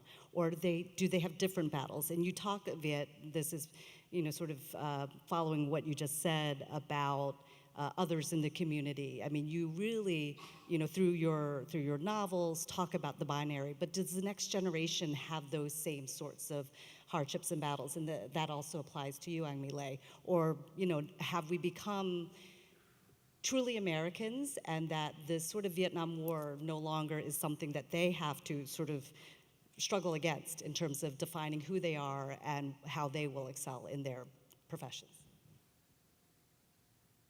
Well, I feel that we all individuals, and for sure, these defining moments in my life, the fall of Saigon, having to be evacuated, walking out of the house, and experiencing many false escapes like Viet did, certainly, defined my life. But I don't think that it's my identity. And I don't expect the younger generation to feel the same way. They have lived other moments that are defining their individuality, and that's what should be important. And I think everyone should try to deal with it in their own way. And some people are more traditional, more connected to their heritage and their families, and that's important. And that's what they should follow, and others, it's not so important. So I don't think that it's an answer for everyone. I think about the fact that all of us who are here because we are refugees, or our parents were refugees, or we've been defined by war in some way, we've all been bound by our trauma. Whether we feel that trauma individually or whether we're shaped by that trauma because it's affected our families and our communities. And unfortunately, what that means is that when we're bound by trauma, we lose either way. Like if we talk about our trauma, we've lost. If we don't talk about our trauma, we've lost. So addressing the younger generation, I feel like if they do talk about the war in 20 years, we've lost. And if they don't talk about the war in 20 years, we've lost. Because that means that somebody else gets to define that history. So the important part here, I think, is to recognize the trap rather than to simply say, are they going to talk about the war or are they not going to talk about the war? Are they going to be included or not? Are they not going to be included? So for me, that question is always a dangerous one because if it comes to inclusion or representation, if we look at these successful artists and everything, I always have to ask, what are we being included in? What are we representing? Do I want to be included in a war machine? Is the price of my inclusion in the American war machine to talk about the Vietnam War, right? I mean, like that's how we are allowed to speak. And that's a total contradiction that I feel that I have to point out. But if I can point that out, and if other people can point that out, that means that we can talk about different things where we can get around this idea that we're being forced to talk about the war or not to talk about the war. But rather we can talk about how this entire country has been defined throughout its entire history by perpetual war, of which the Vietnam War is only one example. Yeah, well, I think that students come to me sometimes, and you know, I think knowledge is important, and I think students or people of Vietnamese heritage should know about their history. But I often tell them, you know, I'm not shaming you into doing political work or making work. That's about Vietnam. That's up to you to decide. But I think it's important to be knowledgeable about our history, where we come from. But it's you know, they look at my work and so they feel like they need to do something. And I don't think you necessarily need to, but knowledge is important. I think it's important to know your origin story and where you come from. Speaking of where we come from in this place that is Vietnam, I wanted to ask the two of you, you know, both of your works in your respective mediums have really brought Vietnam to life, whether it be through language and your novels and your writings and your essays, Viet. You can really, you know, smell the fish sauce. You can really, you know, in many ways we talk about, you can't feel the heat, but you describe it well. And then, you know, Anh My Lê, your photographs, the reenactments, the series that you did in Vietnam obviously were photographs taken in Vietnam, but the way that the two of you bring Vietnam alive, I wanted to ask you, how is your work received in Vietnam? How would you tell the next generation, you know, if they do want to continue in this field in which you talk about Vietnam as a point in which we all came from, your elders came from, previous generations, what have you seen in your 50 years being in exile, as artists in exile? Where do you see the country? How do you deal with engaging with Vietnam? Do you engage with Vietnam? And what would you say in terms of for the Vietnamese American community? Because one of the things I see from my vantage point as someone who writes about the history of the Vietnam War is, in many ways, we're still stuck in this perpetual war, or forever war, it seems like. That reconciliation has come about between US and Vietnam, but not between the Vietnamese people, the 10 million abroad, the 100 million within Vietnam. Is it time for a new chapter, or is it too soon? Oh, it's never too soon, but I'll just tell a little anecdote that I think illustrates, for me, one of the issues. I was last in Vietnam in 2014. Pretty sure at that time I saw a Lamborghini on the streets of Saigon. And the thing is that you cannot drive a Lamborghini on the streets of Saigon faster than 30 miles an hour. Okay, it's just impossible.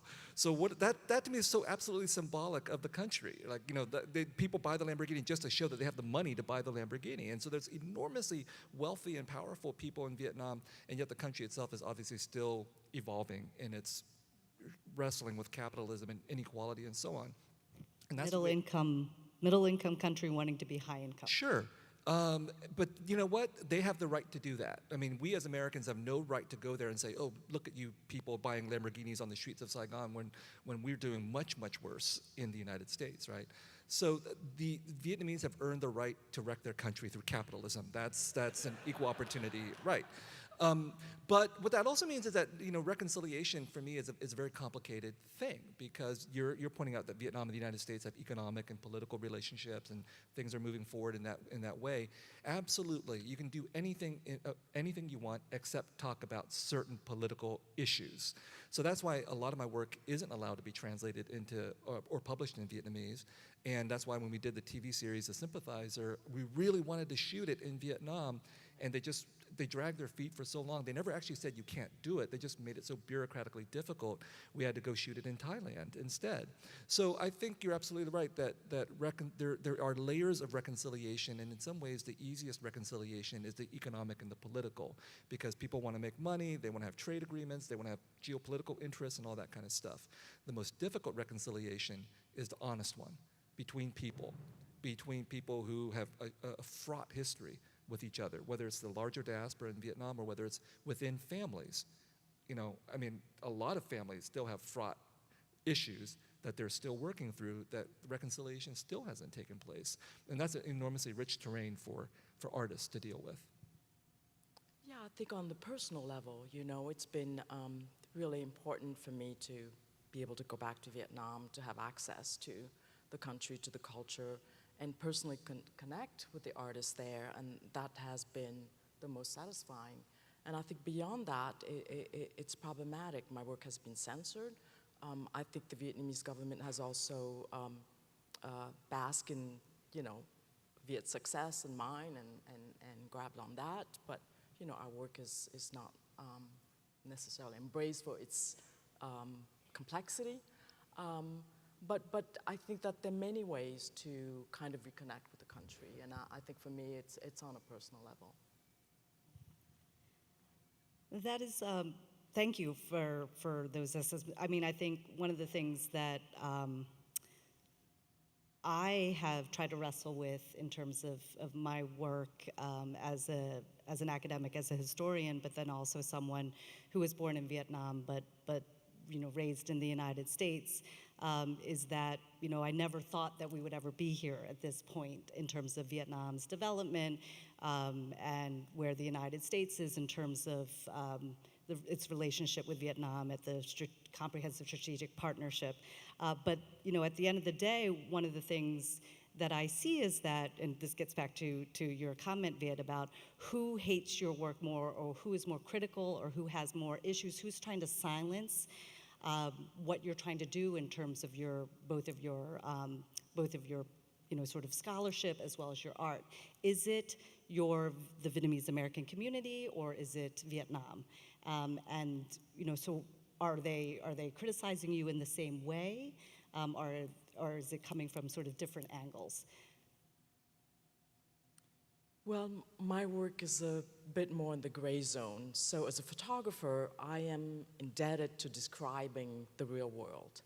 Yeah. I'm into describing facts, shapes, space, whatever my topic is.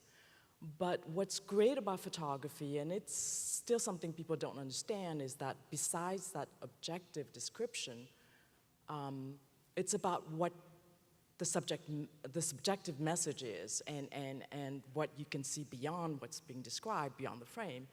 And I don't think that, and I think people can interpret my work in many different ways. And so I've made work that is seen as anti-war on the East Coast, and it has been seen as pro-war and glorifying war in the middle of the country. And it's totally fine with me, because I'm interested in raising questions and getting people to think about certain topics about war and about conflict. And so— Can you explain that regional difference? The regional difference? Perhaps more conservative people or people in the military see my work differently than people who are more liberal. And it's really, I could be photographing a GI, and he's young and full of life and seems idealistic, and on the East Coast they would be seen like, this is terrifying, he's going to war, and what a waste. And then somewhere else it would be, so amazing and such a hero. So, it's that sort of interpretation that happens a lot with my work. Well, I think mine is pretty similar. Like The Sympathizer, for example. I set out to try to offend everybody when I wrote that novel. I don't have that. And I succeeded. I get hate mail from Americans who presumably white Americans, who say, if you hate America so much, just leave and go back, you commie-loving person. And then the communist government won't allow my work to be published in Vietnam. And then anti-communist Vietnamese people here in the United States will say, oh, you're a commie and all that. So it's interesting, because I think when you're dealing with a war and everybody's passions are really high during the war and afterwards, if you deviate from your side, from one side, whatever that is, people will inevitably be offended, because they want absolute support for what they do, and if you criticize them in any way, they will be upset about that. But if you want to tell the truth about a war, then you're going to offend everybody who's involved. And it's complicated, because I don't want to engage in both sides. I mean, I think The Sympathizer and others of my work does try to acknowledge that there's multiple sides and their emotional perspectives are equally valid. Everybody's emotional perspectives, I think, are equally valid. But that doesn't mean that everybody's sides are equally valid. And that's sort of the tricky thing that art is trying, my art at least, is trying to grapple with without always trying to make an explicit political statement. But people want absolutely clear political statements. Are you on this side? Are you on that side? But if you're dealing with a war, from a cultural perspective and from the perspective of memory, it's really difficult to make that kind of statement. Well, I think people also have preconceptions, you know, when it comes to war, when it comes to the military.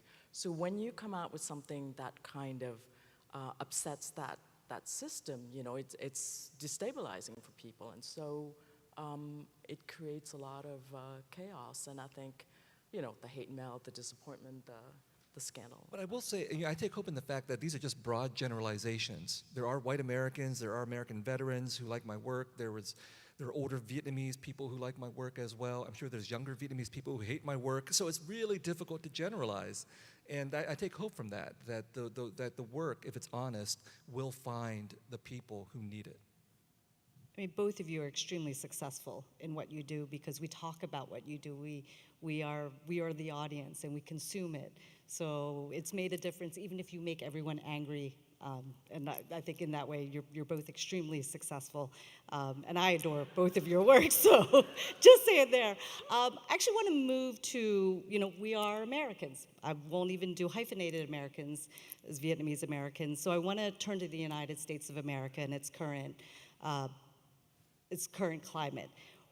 What do you see as the statement you want to make through your respective mediums about what we are going through today under Trump 2.0? Well, I'm going to reach for, you know, more philosophical term. I think that what's going on right now, at least for me, is incomprehensible, and I just can't wrap my head around it. So I'm going to reach for the sublime, and I think the sublime is not just an aesthetic experience. It's about when you're confronted with something that you cannot grapple with. And I think in response to that, what I've been doing is I've been making these kind of star photography, night photography, because it's about the infinite skies and the infinite world, and the kind of joint landscapes and cosmography. And so for me, it's about looking up at the sky and looking at the future and finding some kind of solace there.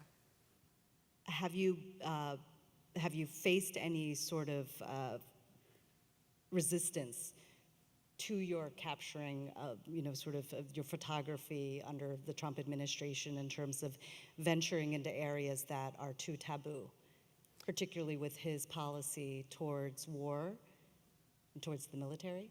Well, I have not really attempted anything recently, but you know, I managed to get into the photograph inside the Trump White House. But I think that it's kind of beyond, at least beyond my capabilities right now. And I'm interested in our world and our culture. And so I think the work that I'm doing right now, because, you know, it comes back to landscape and nature, you know, human existence.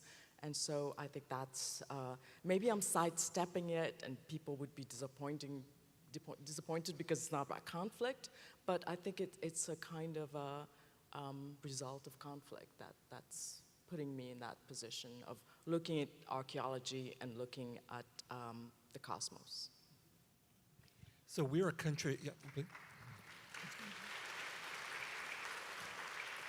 Viet, you're in trouble with DEI. Oh no, not yet. Not yet. I actually have not gotten in trouble with DEI so far. I got in trouble about Palestine. You know, I got in trouble with Palestine. It's also a related example because, you know, we're a country divided against ourselves at this moment, obviously. And what that means is that identity is no longer sufficient, right? I mean, we can all agree this is a Vietnamese-centered event. We can all agree, you know, hey, banh mi is great. We know we've done better than the French with their baguettes. The banh mi is great. We've beaten the French colonizers with banh mi. Pho is better than pot au feu, okay? So certain things we can agree on with our identity and our culture. But when the Southern Vietnamese flag gets waved at the January 6th insurrection, that's sort of a key moment for us to sort of think about how did that happen? How did that happen? And where do each of us stand in relationship to issues like January 6th and waving the flag and all that kind of stuff? So we have to make choices. And that means sometimes, and I confront this as a writer all the time when talking about the Vietnamese community. A lot of writers would say, oh, I feel like I need to pay respect to my elders, I have to respect the community, and so on and so forth. And that's important, but if you think your community is wrong, you have to speak out against your community. If we think America is wrong, we have to speak out against America. And likewise, there's so many younger Vietnamese conflicted about what they see as a generational and political and cultural divide where, maybe their elders are identifying with what the younger generation thinks is the wrong political stance, and they're tormented about that, and they're valid to feel that torment, but you have to make a choice. You have to choose. And I think that, we as a Vietnamese community are forged out of political conflict, right? And we shouldn't shy away from that political conflict and realizing that our identity is important but less important than our political commitments and our beliefs. And there's a way in which we can take our history and connect it completely to the present of this country and not just talk about the past. So I went to El Salvador in the beginning of February. I was there the same day in San Salvador that Marco Rubio was in town to sign the prison deportation agreement that we're dealing with today, okay? And I was there not to deal with that, but I was there to investigate the history of massacre in El Salvador, a history of massacre that I had read about when I was growing up in the 1980s, and I felt that I'd never been able to deal with that. And the reason I was interested in this was because I'm a human being. These are human beings who were subjected to massacre, and I knew that this was related to the Vietnam War, because the moment that the United States finished with Vietnam and Laos and Cambodia, it immediately turned its attention to Central America. Ronald Reagan said in 1983, we lost Laos because we did the wrong thing. We're not going to lose El Salvador to the communists. And that led to us supporting this incredibly brutal war that killed 80,000 Salvadoran people, most of them civilians, most of them innocent. A lot of people fled from El Salvador to come to the United States. Some of them became gangsters. Some of them were deported to El Salvador in the 1990s. They terrorized El Salvador. That left the door open for President Bukele to come in, declare a state of exception, imprison 80,000 people as gangsters, many of whom were not gangsters, and then that led to Marco Rubio coming in to sign the deportation agreement. Do you see how we're connected? But if we have to be able to look beyond our own identities and our own traumas and our own victimizations in order to understand the history that brought us here is also the history that shapes the present of this country, and we have something to say about it as Vietnamese Americans. Yeah, I think.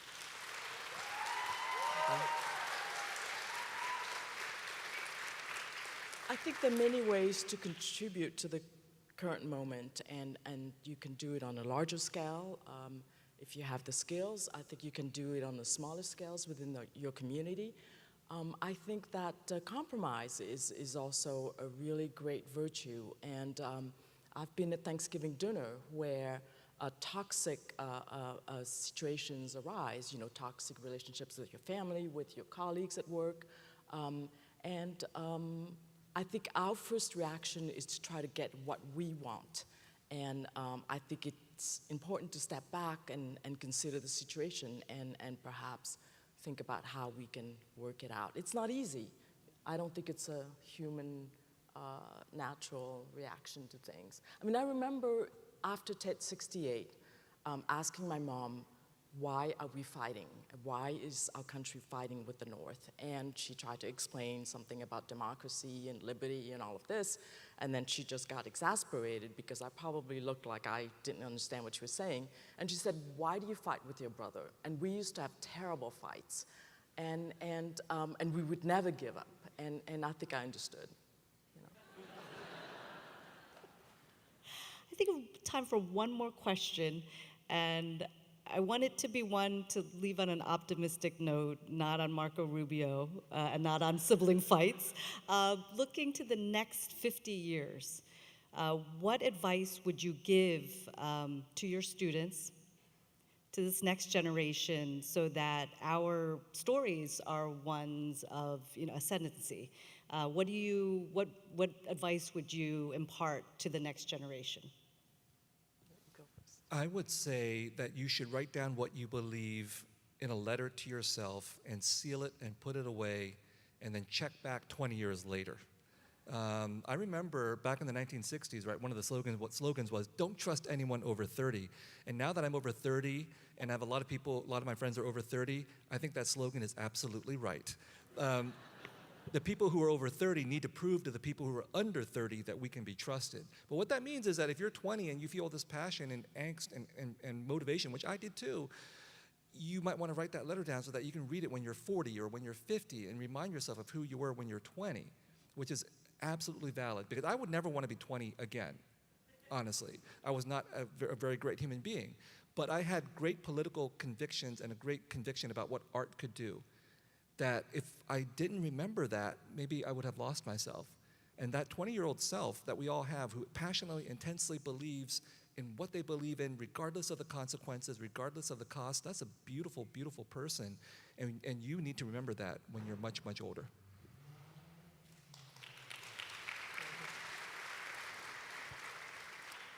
I think my advice is a kind of version of what Viet just explained so eloquently.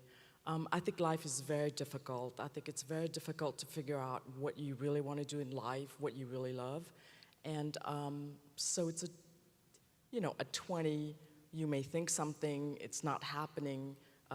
You check your letter. At 30, you revise it. I think that one needs to remember that you can learn so much from failure, and not to get beaten down, and you just gotta pick up and either change your trajectory a little bit or redo it and just keep going. And I think that's, both Viet and I have had pretty difficult, not career, I hate using that word, but trajectory. And it's because we've always kept going at it and adjusted things, redo things, reapply, and you get there. And I think time is not of the essence. I think these days we tend to want everything so quickly, and I think that you just have to take your time and enjoy yourself, and I just want to affirm, to become a writer, I had 30 years of failure. And also, the word I would use is passion. You have to find what you're passionate about. Something so passionate that you will spend 10,000 hours alone doing it, because I think that's what it takes. But I think the word passion is scary for young people. Inspiration, passion, I think inspiration is totally over talked about. It's hard work. And figuring out what you made it like, because you're going to be spending a lot of time doing it. So people look at like Olympic athletes and professional athletes, and they would never dispute the idea that these people got really good at what they did because they spent 10,000 hours doing it. But artists are like, oh, I can just sit down and do art, And yes, you can. But if you want to be really good at it, you do have to have that discipline that you're talking about, and the fear, the ability to overcome failure. You're absolutely right.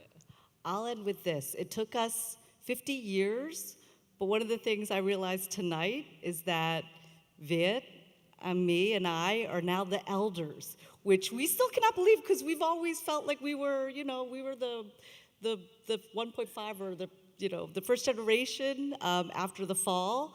But now, there's a future. There are many subsequent generations. And the one thing I would say is tear us down, because we cannot be the authoritative voice. Like, you all will become that. And the only way you can come that is to take us down. So that's what I would say, but that's my kind of, sort of a combative attitude. Go for it. But thank you so much. Thank you so much. Thank you.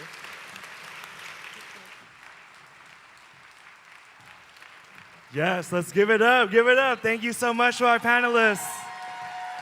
Oh my goodness. Wow. Tear us down. Tear us down, Dr. Nguyen said. Wow, okay. Professors Nguyen, and Lei, thank you all for giving us that opportunity. For all the Asian American Studies students that are in here tonight, that'll be your assignment next week. To rewatch the clip on YouTube and then tear down each of their arguments after you write a letter to your 40-year-old self. But I mean, it's exciting. There's so many things to ponder about. Vina, let's invite. Maybe it's time for everyone. We can't see y'all. Could everyone stand up for a stretch break real quick? We know you all been sitting for a while. It's important. Stretch it out. If you came here with your parents, wake them up. Tell them that we got new elders that we're listening to. All right. Encourage you to do some, just some light stretching. I'll actually show you some stretches my grandma and my grandpa does, and I do it now too. So the arm. This one. Yeah. Just out at the park, anywhere. I feel like I used to make fun of my elders doing that when they were walking around the block, and now I see it. I do it all the time. Tai Kwing is no joke. Yeah, I got my Costco sun hat on, all covered up. So. The visor face mask, Yeah. My basket.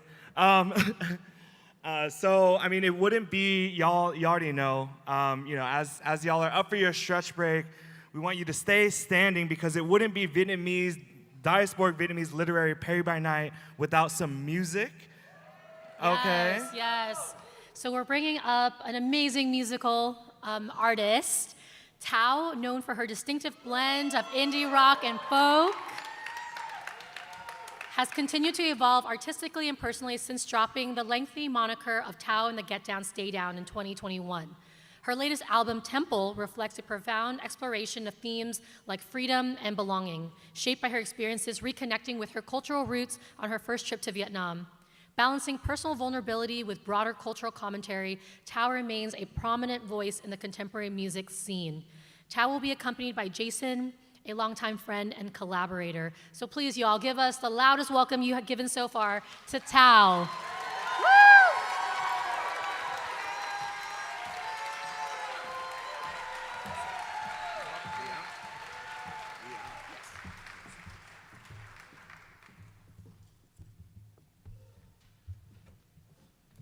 Good evening.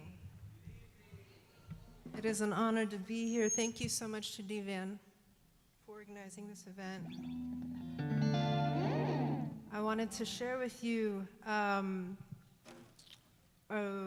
abridged rendition of the song Biếng Nhớ.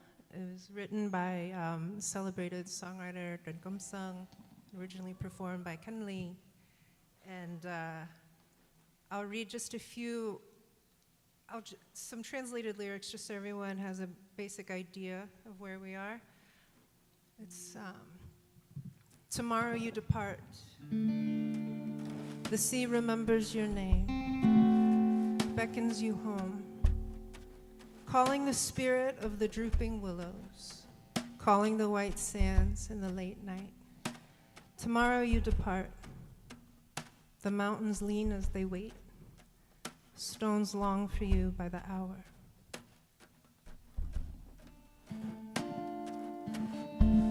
Hands shield you from the driving wind and rain. Tomorrow you depart.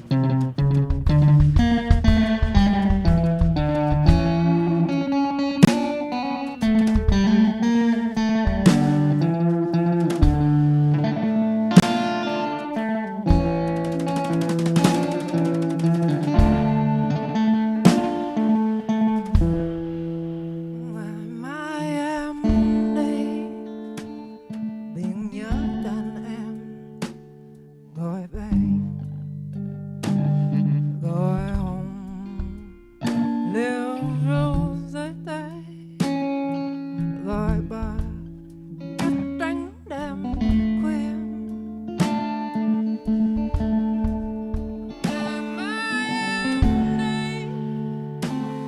Đời nói nghiêng nghiêng đời chờ sỏi đá rом em từng giờ.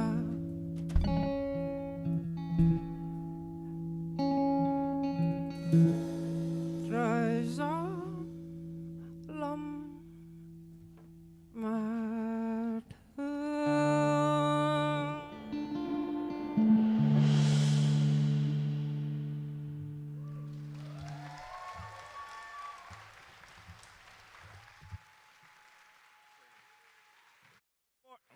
Hello, hello. One more time, give it up for Thao and Jason. They'll be joining us again later tonight. How y'all feeling tonight? How y'all feeling so far? Yes, sir. I'm here to remind y'all that today is Independent Bookstore Day. And we've got Eastwind Books of Berkeley out in the foyer during intermission. Y'all can get a bunch of the books that some of the authors, the writers, the poets here have from Eastwind Books of Berkeley, one of the only Asian American independent bookstores. In the meantime, follow the signs to the restrooms. And on the decks, we are going to welcome back to the stage for the next 15 minutes, 1-5. We'll be coming back at 8:15 with another conversation around poetry. But until then, I'd like to welcome DJ Tan back to the deck to play us out for intermission. Thank y'all so much. Be sure to do what y'all need to do, and we'll see y'all back here in about 15. What's up, DJ Tan? What you starting us off with? We gotta find a karaoke spot, for after the event tonight. It's a Saturday night, so we know you playing them old school Yak Vang hits. Thank y'all. Enjoy intermission. We'll be back here at 8:15. Woo. Energy. Nón sắc.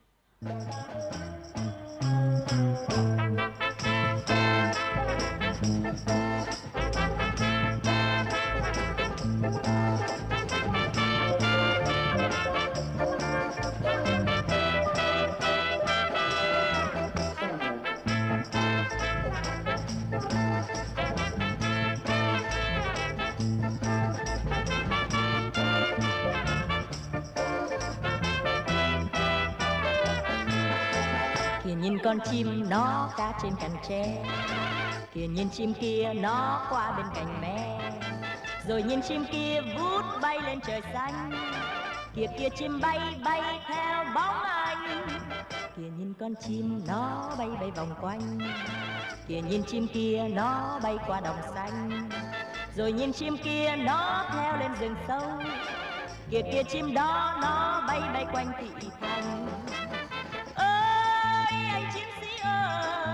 Nhìn xem trên ba lô anh có con chim vàng nhỏ xinh thật xinh này chim từ đâu lại đến bên anh ơi anh chim sĩ ơi, nhìn xem trên non sắt anh có con vành khuyên con vành khuyên thật xinh này chim từ đâu lại đến như cô nhân tình, được làm chim kia có chi vui đời hơn, được làm chim kia đó đây theo tình nhân, được làm chim kia vút bay theo người thương, được làm chim kia bay trong gió sương, nguyện làm chim kia có em theo đời anh, nguyện làm chim kia hót ca trong lòng anh, nguyện làm chim kia vút bay trong trời xanh, nguyện làm chim đó có em theo anh trọn đời.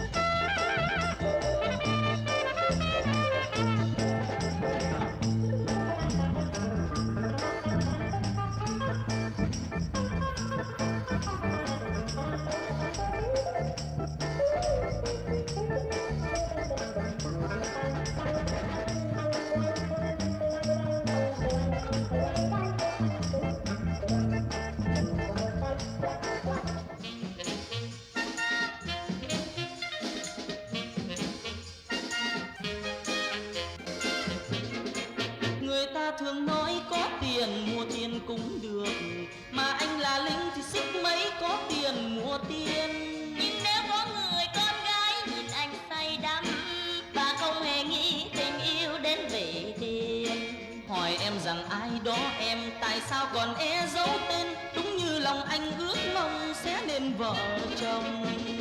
Đó là em, người biết yêu anh bằng con tim. Gần anh, bạc thước em đây không thèm. Có ngờ đâu đời lính anh mua được cô tiên, không cần chi vàng nén kim cương hột xoan. Mình gặp nhau bằng tình yêu, mình gặp nhau bằng tiếng nói, dẫu cho nghèo sơ xác mình càng yêu. Phận em là gái lấy chồng không mong ước nhiều, chỉ mong được anh tha thiết vỗ về nâng niu. Hai đứa chúng mình như bóng hình đi đây đó, đẹp đôi vừa lứa tình như nước tràn bờ.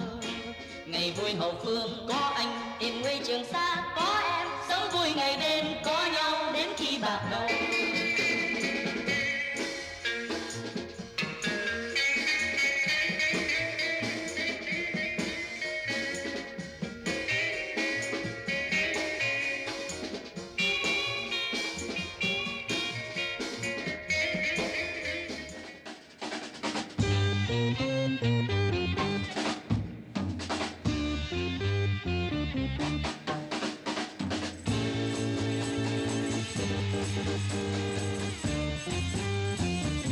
anh ở đâu thì em đó.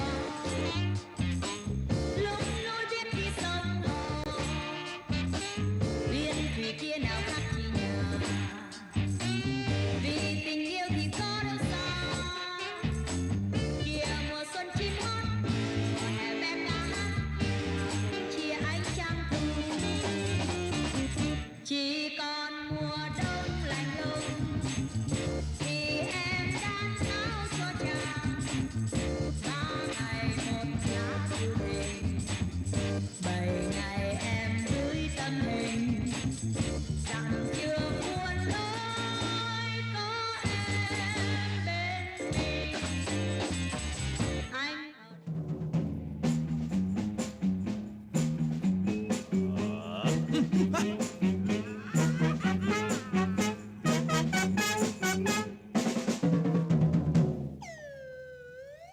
Xếp xong tờ giấy phép, lấy sau cuộc hành quân, sướng thay đời lính chiến, có công được đền công.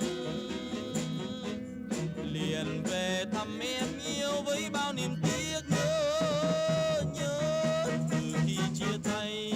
Này nàng tiên xinh xinh của lính, chiều mình đi xì nê nhé em, mà tùy em chọn phim cho vừa ý nhé. Vì rằng anh đi xa quá lâu, nhớ em cười, tùy anh lắng trong tâm hồn nở hoa mà không phai. Sánh vai cùng bát phố, nhắc nhau câu tùy em, với duyên nồng thắm thiết, khẽ trao câu tùy anh. Rồi mai đây biên cương nhớ sao là nhớ quá, nhớ nàng tiên hậu phương.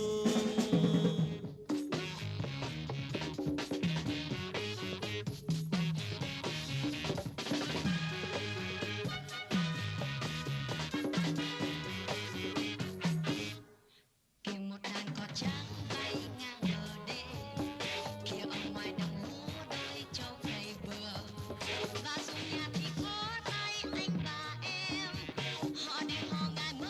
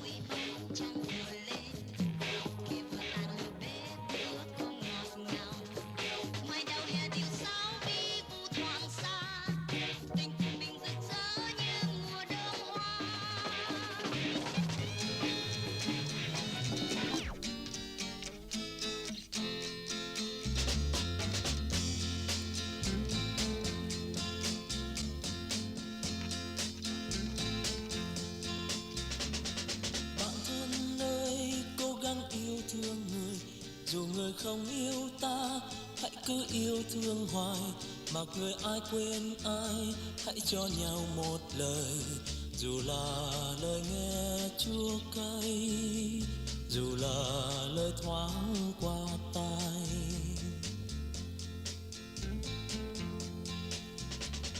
Bạn thân ơi, cố gắng yêu thương đời, dù đời không yêu ta, hãy cứ yêu thương hoài, mặc đời ta không ai, hãy vững tin yêu đời, dù đời chỉ yêu gian dối, dù đời cay đắng như vôi.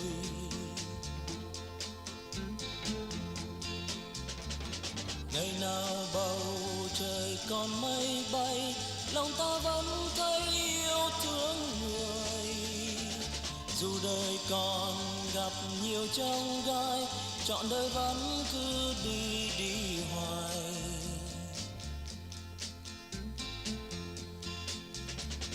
Bạn thân ơi, cố gắng yêu thương người, dù người không yêu ta, hãy cứ yêu thương hoài, mặc người ai quên ai, hãy cho nhau một lời, dù là lời nghe chua cay, dù là lời thoáng qua tai.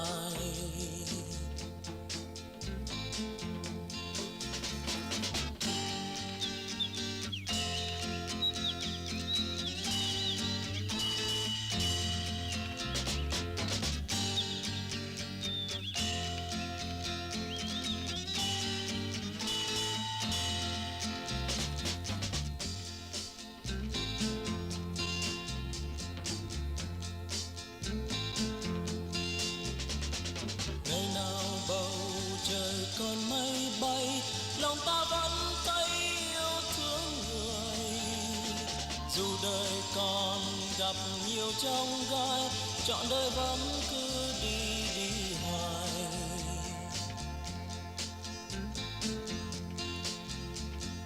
Bạn thân ơi, cố gắng yêu thương đời, dù đời không yêu ta, hãy cứ yêu thương hoài, mặc đời ta không ai, hãy vững tin yêu đời, dù đời chỉ yêu gian dối, dù đời cay đắng như vôi,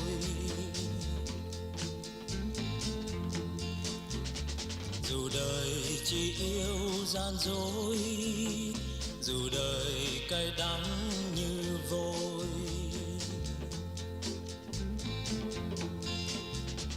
Dù đời chỉ yêu gian dối, dù đời cay đắng như vôi.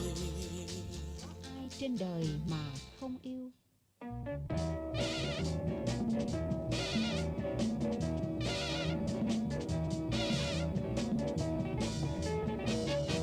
Có ai trên đời mà không yêu, dù cho tình yêu trong gai.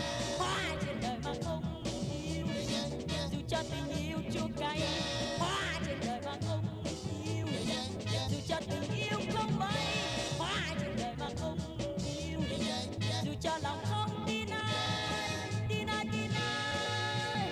Ôi biết tin ai giờ đây. Có con tim nào mà không đau, vì chân tình yêu cho nhau.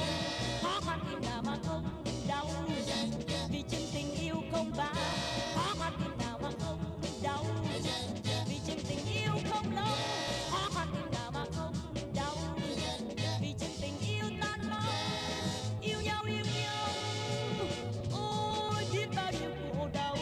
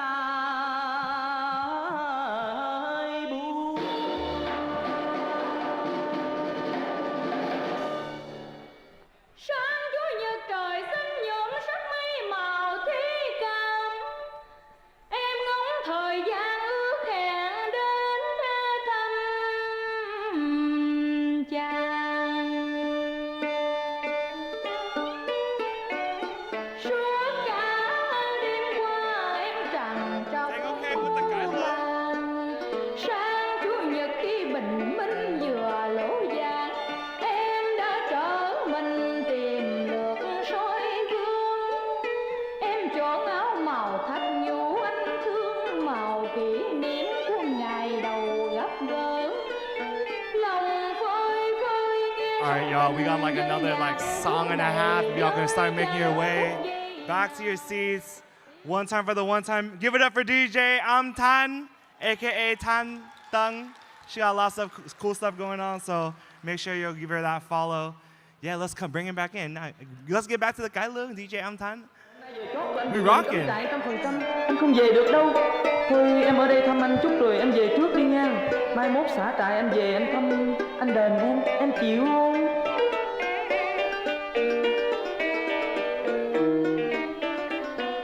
Sáng Chúa Nhật trời xin cho đôi mình thêm thương nhớ.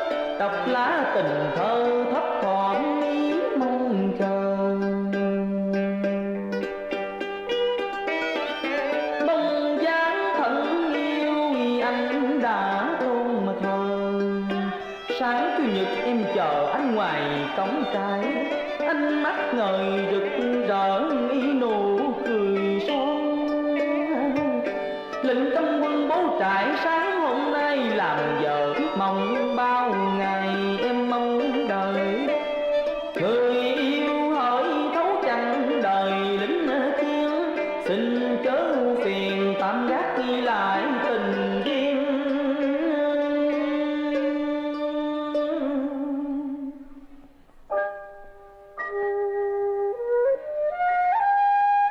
Giữa khi non sông mờ khói lửa thì đây có phải đâu là hồi kết quên hương. Có tình nào không lưu luyến vẫn vương. Nhưng em hiểu thế nào là người Make sure y'all are taking pictures, posting it onto Instagram, tagging us at @weare_DVAN. Tag me and Vina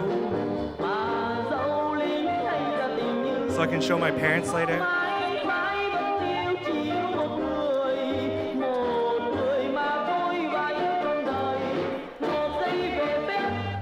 Anh xin dành cho em thôi.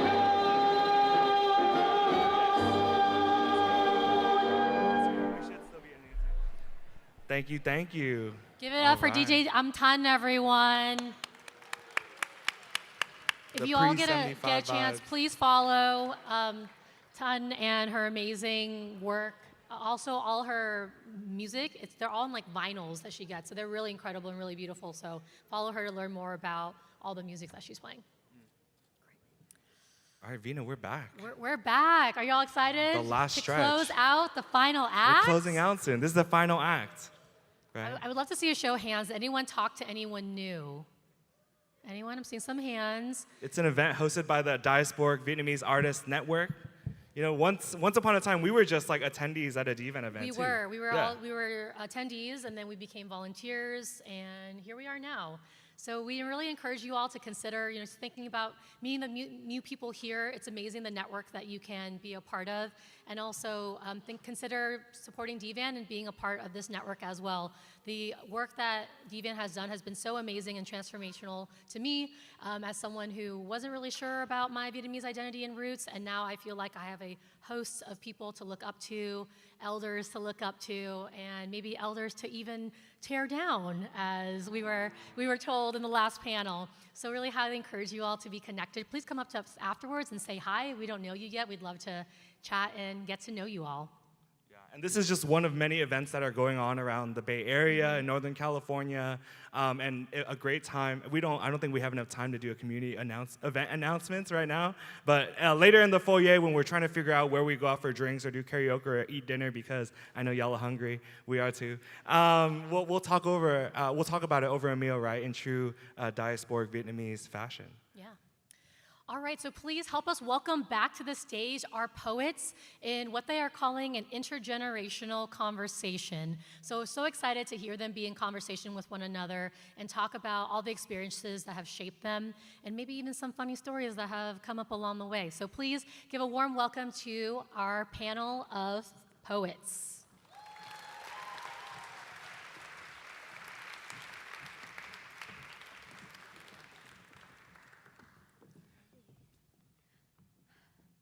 As prefaced, this is an intergenerational conversation, but it's really just a chill conversation between 4 poets. Me and Alex are super excited to moderate for this. We FaceTimed a week ago and put together some questions, and we're just looking to hear some answers to some hopefully interesting questions. Wonderful. Thank you, T. And thank you so much, Paul and Bao, for being willing to be in conversation with us today. To get us started, we just wanted to ask what intentions are grounding you in your poetic practice right now. You can answer this from the lens of your identity as a Vietnamese American poet. You could also just, talk about what aspects of poetry are sparking your joy right now. Anything would be really appreciated. Bác đi trước đi. Oh my God. Con nhường cho. It's really funny when listening to Viet before when talking about generations taking over.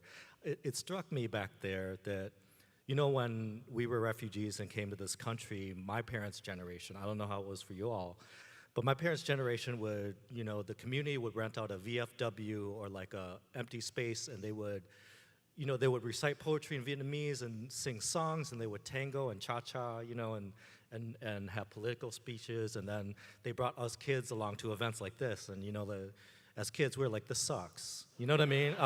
But it's so I'm just saying, Vietnamese, if there are Vietnamese kids here today and you're like, this sucks, in 50 years this is gonna be you on the other end. Yeah, what's grounding me now? I'll be quick because I just told that dumbass story. What's grounding me is really, poetry is how I engage with the world and the community and how I try to make sense of it and myself and my place in it. And I think it's, what's trying to ground me is, obviously I don't have to talk about the way the world is, our country is right now, and I think maybe the right answer is I don't feel grounded, actually. I don't. I feel very ungrounded right now. In 9th grade for Ms. Shilin Bukrin's history class, we were told to write a family history essay contest. And the winner would get $1,000 and a computer. And at the time, my mom and I didn't have that money, and I didn't have a computer. So I interviewed her and wrote this essay. I think when I won it, I didn't realize that she might not have been happy with me using her life. And I think at some point I realized that I'd actually used her life to open every door in my life, and that each door I stepped through took me further and further away from her, though each time I would tell myself this story that I was using this opportunity to advance our family, our community, that I would return the things that I received for them. And I think now the price that I'm paying in my life is that I'm in a place where I have no community and no semblance of Vietnamese food that looks anything like home. And the experience my mom had as a refugee that I had intellectualized, I now experience emotionally every day, where I walk outside and there's no one who really looks like me, and everyone thinks that I'm this abomination, that everything has to be approximated. Pho will not taste like the pho from California because we just don't have that produce where I am, or there's just no auntie whose kitchen is making it, and so that's been what's been grounding my work, is trying to figure out how not to use our lives to create further distance, but to bring us closer together, and to apologize to her, I think, for using her own life against her. Yeah. What about you two Yes. young people? Good. What is grounding Okay, you? Goma, ask you questions. Bây giờ cái gì ground con trong poetry? Do you want to go first, or? Sure. Well, thank you first, Paul and Bao, for your really generous answers. I think I am working through similar questions as someone who came up in the youth spoken word space. I feel like there was a lot of pressure to commodify my family's experiences, my family's trauma, as a way to open up doors. And now that's kind of radicalized me in terms of wanting to turn back to poetry as like a personal political archive where I'm writing poems as a way to better understand my community, better understand difficult political concepts, theory, making it digestible so I can share it with others. Once I get to a place where I'm like, oh, this actually makes sense, and this might actually help someone. Yeah. Yeah, I feel super similarly. I feel like poetry, for me, started off as a very extractive process where you're showing off your trauma for these people. And I remember during my time serving as Youth Poet Laureate of my county, I was commissioned for a lot of different things. And so you feel a certain sort of pressure to present yourself in a certain way and make your audience feel good. And I remember being told a lot of the times after performances, wow, this was so beautiful. And I was like, yes, of course it was, because I wrote it for you and not for me. And so I think the intention that's grounding my poetry today is, number one, not pressuring myself to write, actually. Like, I've taken a huge step back from writing this year because I felt so pressured to produce before, right? And I've just been writing when I feel like it, which is beautiful. And how much beauty have we given away to people who don't even love us? Right? You know, not even to people who raised us. So yoy. Like what? Beautiful. Like what? Okay. Oh, and I think I'm asking the next question, and that is, what is something that you think every writer should do that doesn't include writing? Read. Important in today's age. Not a lot of people do it. And as a part of that, read and go see other poets read and perform. You know, don't get stuck listening to your own voice.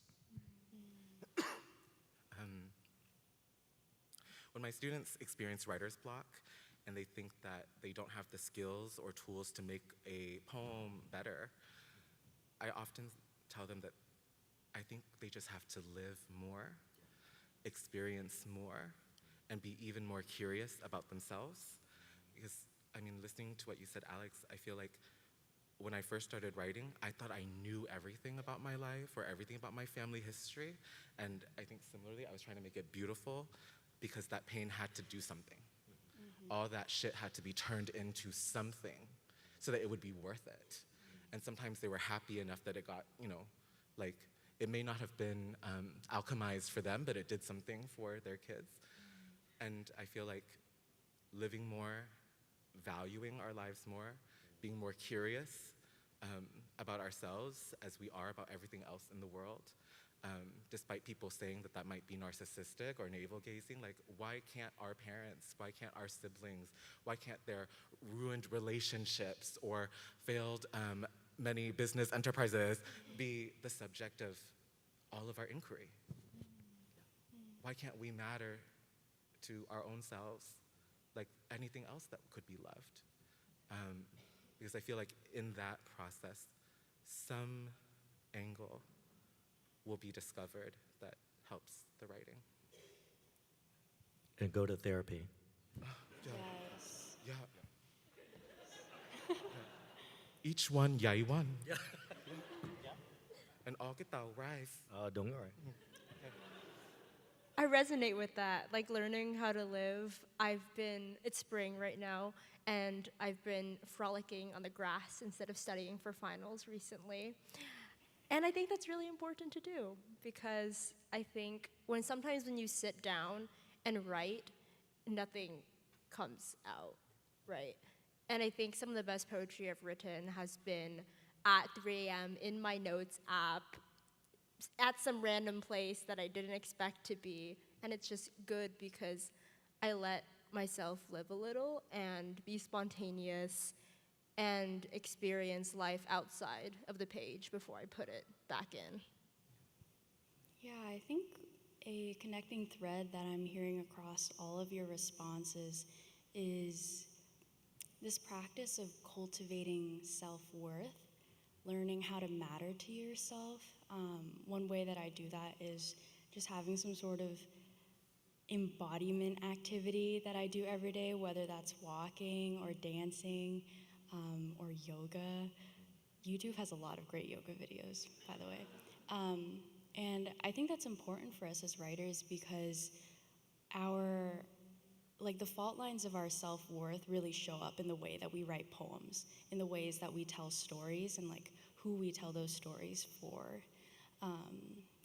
So that's wonderful. Thank you so much for your answers. A question that I had was inspired by your epistolary essay, Paul, with Philip, in The Cleaving, where there's a moment where you say, as children of refugees, pretending was our first job. And I was really interested in hearing about how all of us have been navigating this act of pretending in our writing lives, outside of writing, and maybe to connect it to what you wrote in The Cleaving, Bao, about how this may or may not connect with our being racialized through a lens of war as Vietnamese American writers, feeling the need to fit within this specific box. So any responses to that, I would really appreciate. Giỏi quá, they did the reading. I know. Yeah. And also, I just want to point out, at 3 a.m. when I was somewhere I didn't expect to be, so yoi for the live stream. Yeah. I think when I was little and I was acting out and being ridiculous, my mom would say, "Trời, cái con này nhiều chuyện quá." And just that sort of admonishment to be nhiều chuyện, right, is to be full of stories, to be too many stories, actually. Or you're acting very foolish and they're like, "Trời, cái con này bày đặt." And bày đặt is actually to pretend, right? To make up, to make believe.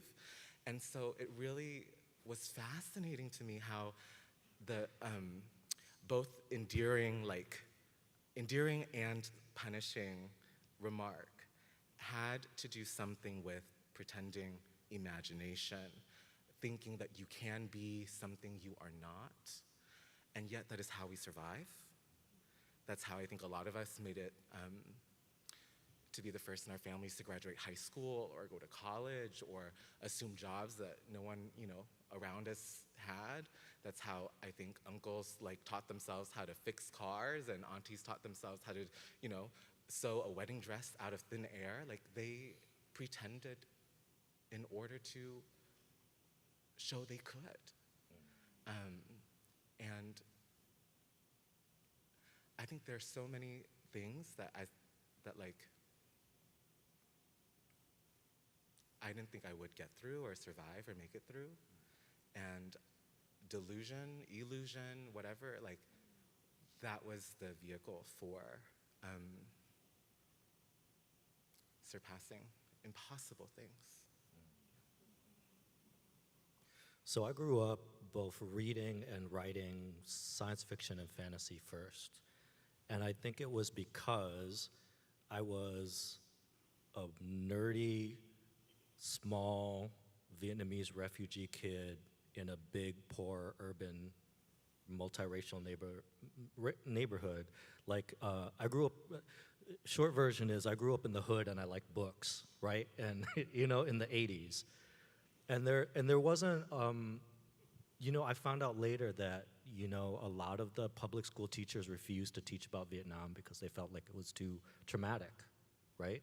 And so there was a racialization, but there was also an invisibility. And then for my part, why I loved fantasy and sci-fi and comic books and all that type of stuff was, it was a way of imagining not being where I was, I realized, or being who I am. I would always like dream of like whenever I was a hero in the story, like a white blonde knight. And there was always something like, and I didn't grow up in an all-white area. It was majority Native American where I grew up. So, you know, like, and that felt strange to me, but I didn't understand it. I didn't have the frame. I didn't have the vocabulary. I didn't have the sophistication to understand why it was uncomfortable. And so as I got older and started writing poetry in high school and being part of speech team and doing this, there was a racialization, but it was strange because the thing that was difficult to reconcile is in high school, because again, majority Black and Native American and to a lesser extent Latinx communities, we learned about race, but not like Asian American race, and certainly not Southeast Asian race or Vietnamese race. Does that make sense? And so there's a way in which it's all a mess, I guess, is what I'm saying, and it's an ongoing project. Like, you know, like I'm going back to a lot of sci-fi and fantasy thinking, not to avoid, but actually to dream of like actually what's possible, right? So I think a lot of times in my earlier work, a lot of my stuff was very angry and it just kind of sat there. And what I'm trying to do now is I'm not trying to get rid of the anger, but I'm trying to like get through the anger and then end in this kind of like sci-fi fictional thing where it's like, what would actually the world be without all of this, you know? Does that answer your question? Absolutely. That's very messy, I apologize. No, don't apologize. It's a difficult question.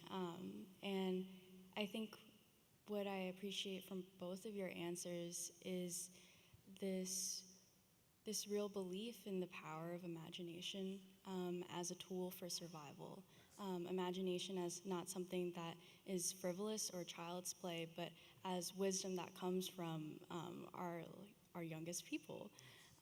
And I really resonate with this move that you're making, Bao, in terms of writing down these traumas, these difficulties, not as a once and done thing that remains stationary, but as a portal into imagining worlds where we can be a freer version of ourselves. And I think one more thing I want to add is like poetic form allows us to do that, which is something I really admire about your work, Paul, your invention of various forms like the hydra, which I am still wrapping my head around. Everyone should read All the Flowers Kneeling, by the way. Yeah, that's just incredible, so yeah. How would you answer your own question though, Alex? I want to hear. Oh, I feel like, I mean, I guess I would answer it from a standpoint of looking back on my earlier poetry. I think that I was doing a lot of pretending, in the sense that I was pretending that especially when I was working through these moments of family trauma, that these poems were like conversations with my parents.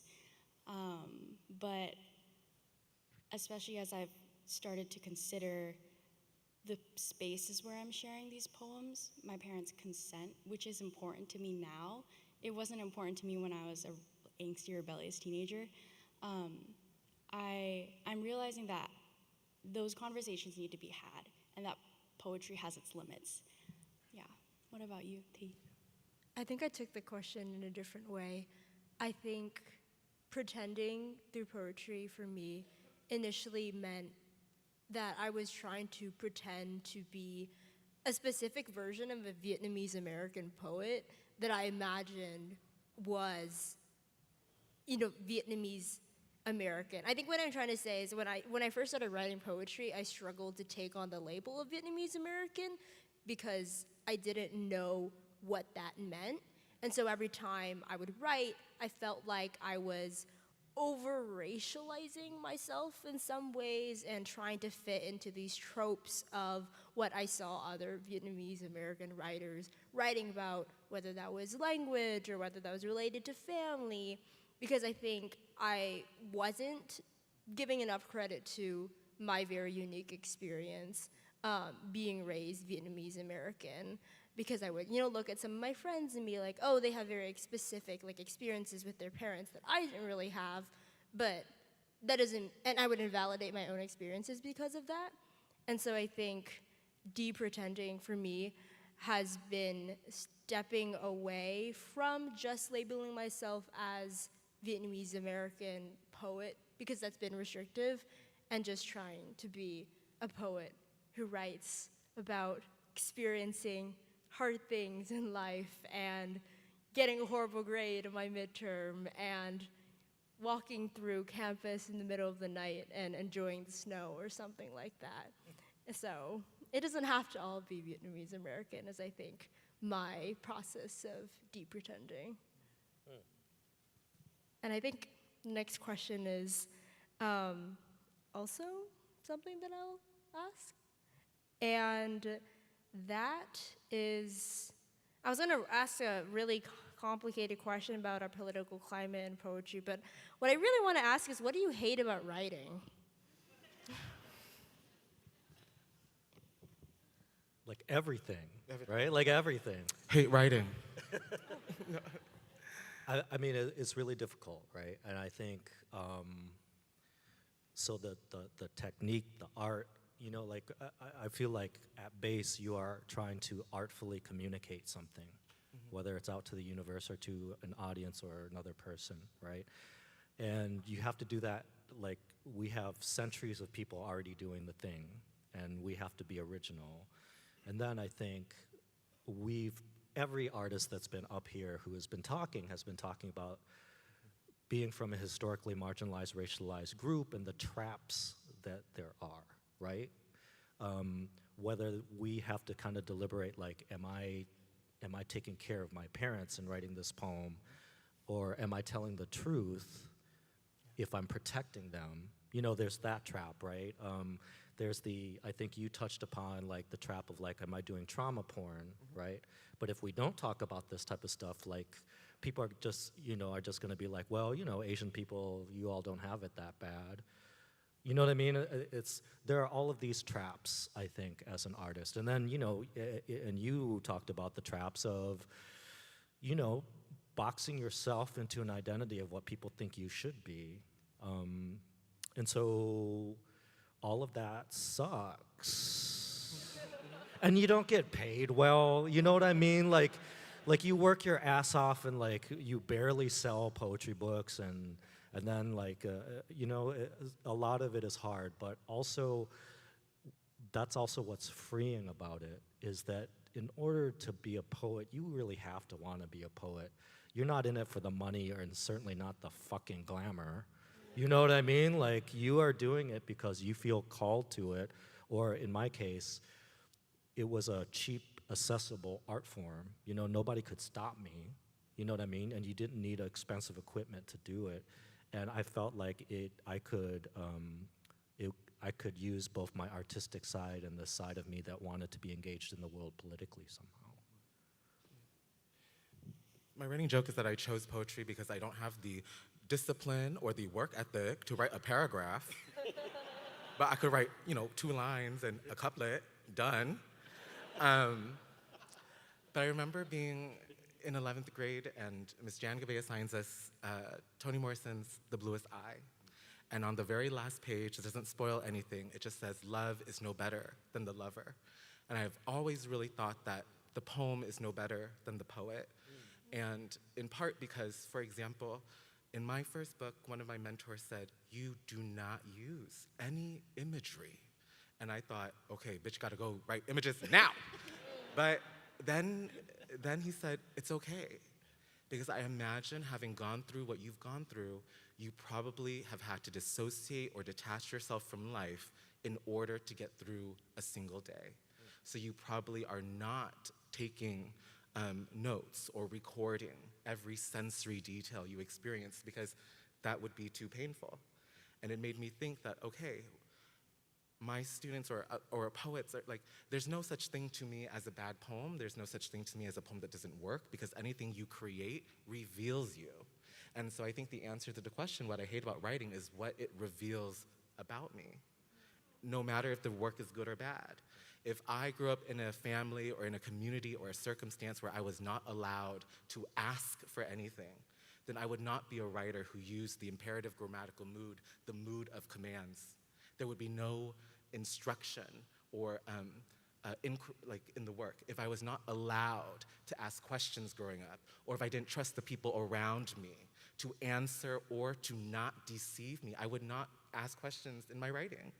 Or if I was not allowed to imagine, to pretend, to dream, then my writing would also lack the speculative mood.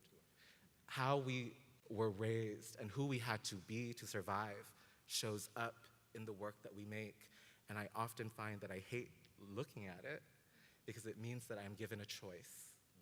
I can do something about it, I can change it, I can accept it. And usually I came to the page because there was something I could not accept. And so the page then returns to me a decision that has to be made. And I think I hate making that decision because often in the gut, I know what it is that I have to do to make my life better, to be freer, to be happier. And I'm probably not ready to do any one of those things. That's beautiful.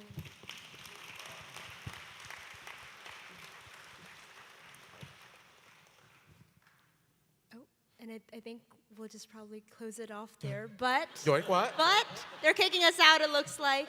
But what I love to hear is that what we hate about writing is maybe what we love most about writing. And I think that's powerful. Thank you all so much. Thank you. Thank you. Thank you all so much. Sorry I had to be that person. Thank you, beautiful. Can you give this one to the Thank you. Our panelists gave us so many wonderful things to think about and share. They talked largely about their writing, but I think a lot of it kind of goes in line with advice for life as well. So as a quick recap, just to share with you all some of the lessons I took from that is, dancing, movement, that could be really healing. And so incorporating music and movement into your life, which we have done today, is a really beautiful source for healing. Spend some time frolicking in the grass. Yes, you may have deadlines. Yes, you may have emails or work, but spend some time frolicking in the grass with your friends, your family, your loved ones, or even by yourself. Also, go out there and be Nhu Truyện. It's a good thing to go out there, cause some trouble, find some stories, share with others. So I really love that turn of phrase, thinking about Nhu Truyện as this thing that you were told as a child that it was a bad thing, but now thinking about how it could be something that is positive. You're someone who is just full of stories. And then finally, to take Bao's advice, read. So encourage you all to think about all those 4 things that our poets in their intergenerational conversation shared with us to wrap up their panel. Thank you for those reflections, Vina, and I hope y'all are doing all right out there. We've got one final act for you tonight before we close out, and in proper diasporic Vietnamese fashion, we're gonna do it with music. Can y'all put your hands together and make some noise for Jason and Thao?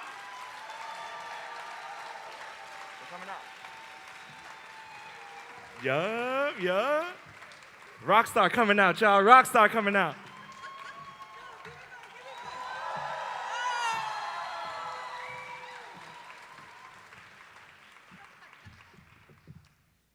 It's such a pleasure to hear my name with the inflection Thao, which typically I only hear when I'm in trouble still. Y'all, thank you again for being with us this evening. It's such a meaningful way to commemorate this date, this event, and I wanted to leave you with a song I wrote in the voice of my mother, speaking to me about her life before, during, and after war, and talking to me about what it is to be free. Can we get a hand for Jason Slota? The rhythm of my heart for years and years.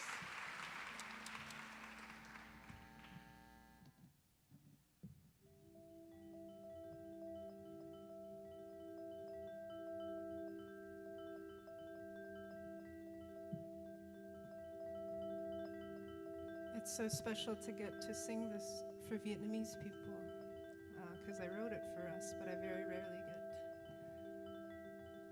perform it for us.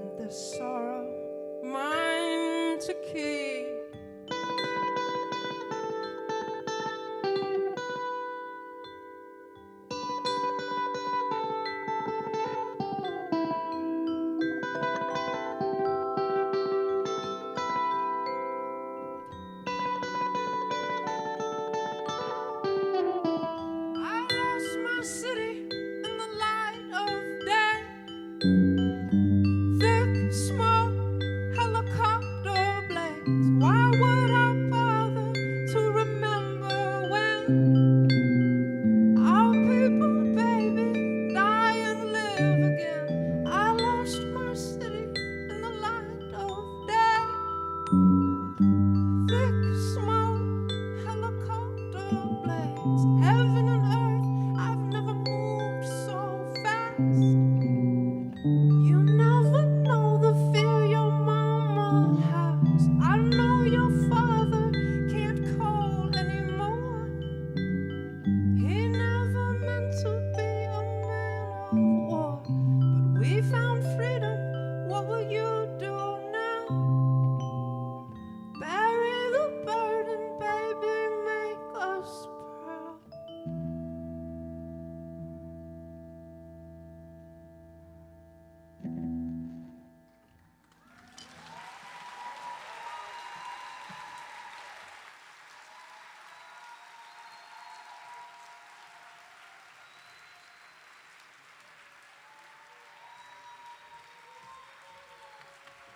Let's hear it for Jason and Thao. Woo. Oh my goodness. That was a dream come true. I'm a huge fan, and I've always wanted to see Thao perform. So wow, that was truly amazing. Y'all haven't seen it, the documentary Nobody Dies. Yeah, just shout out to Thao and her family and her amazing story. So, oh man, I'm feeling it. Oh, I know. I'm feeling it. Yeah, Vina. I can't believe we're already at the end.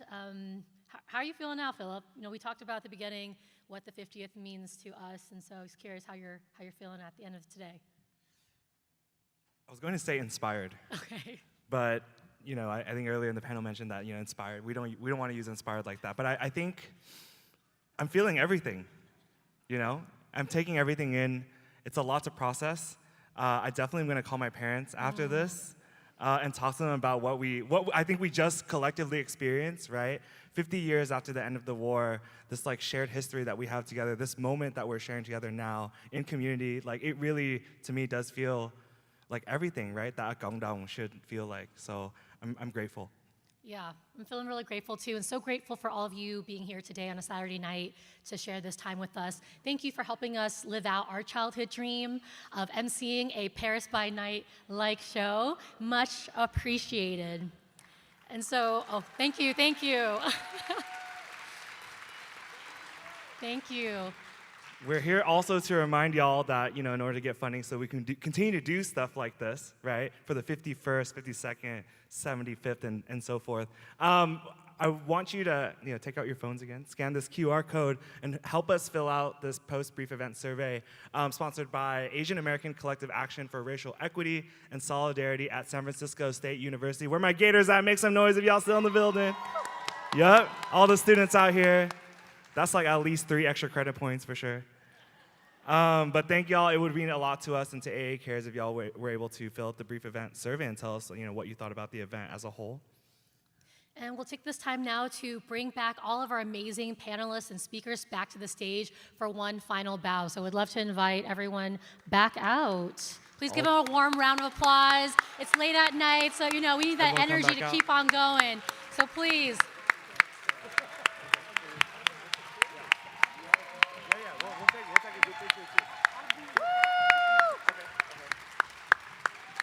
Yes, give it up, y'all.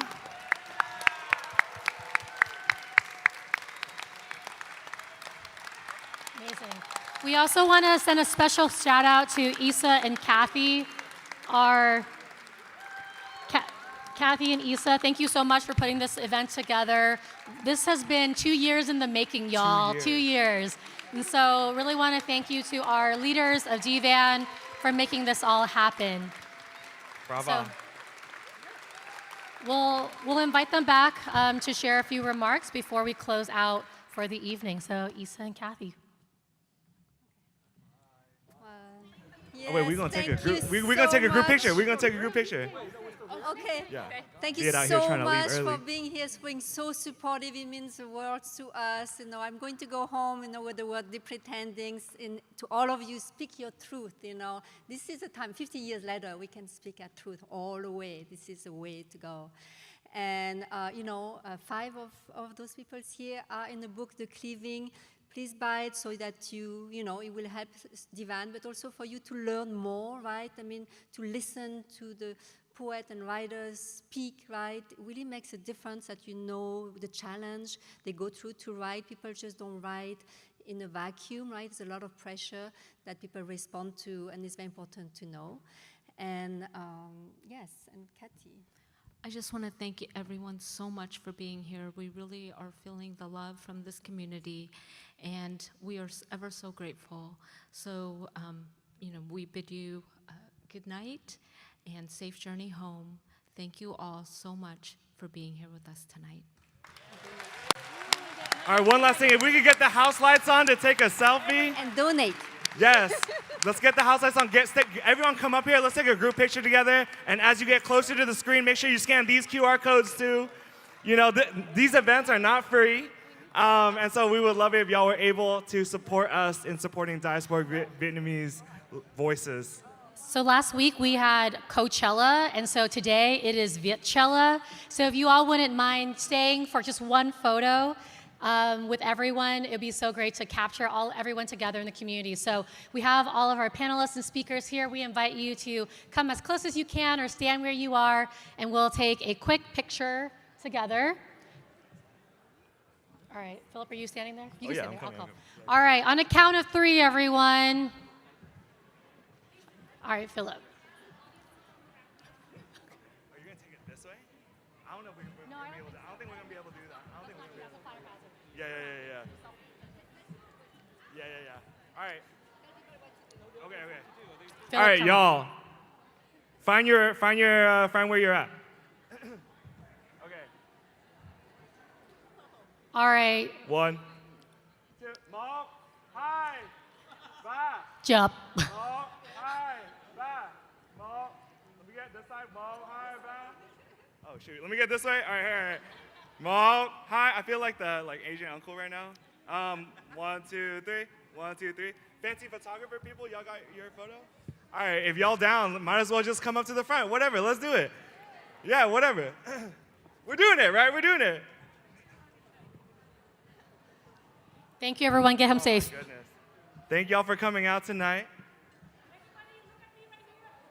my God, this is hard. Okay. It's a fire hazard, but.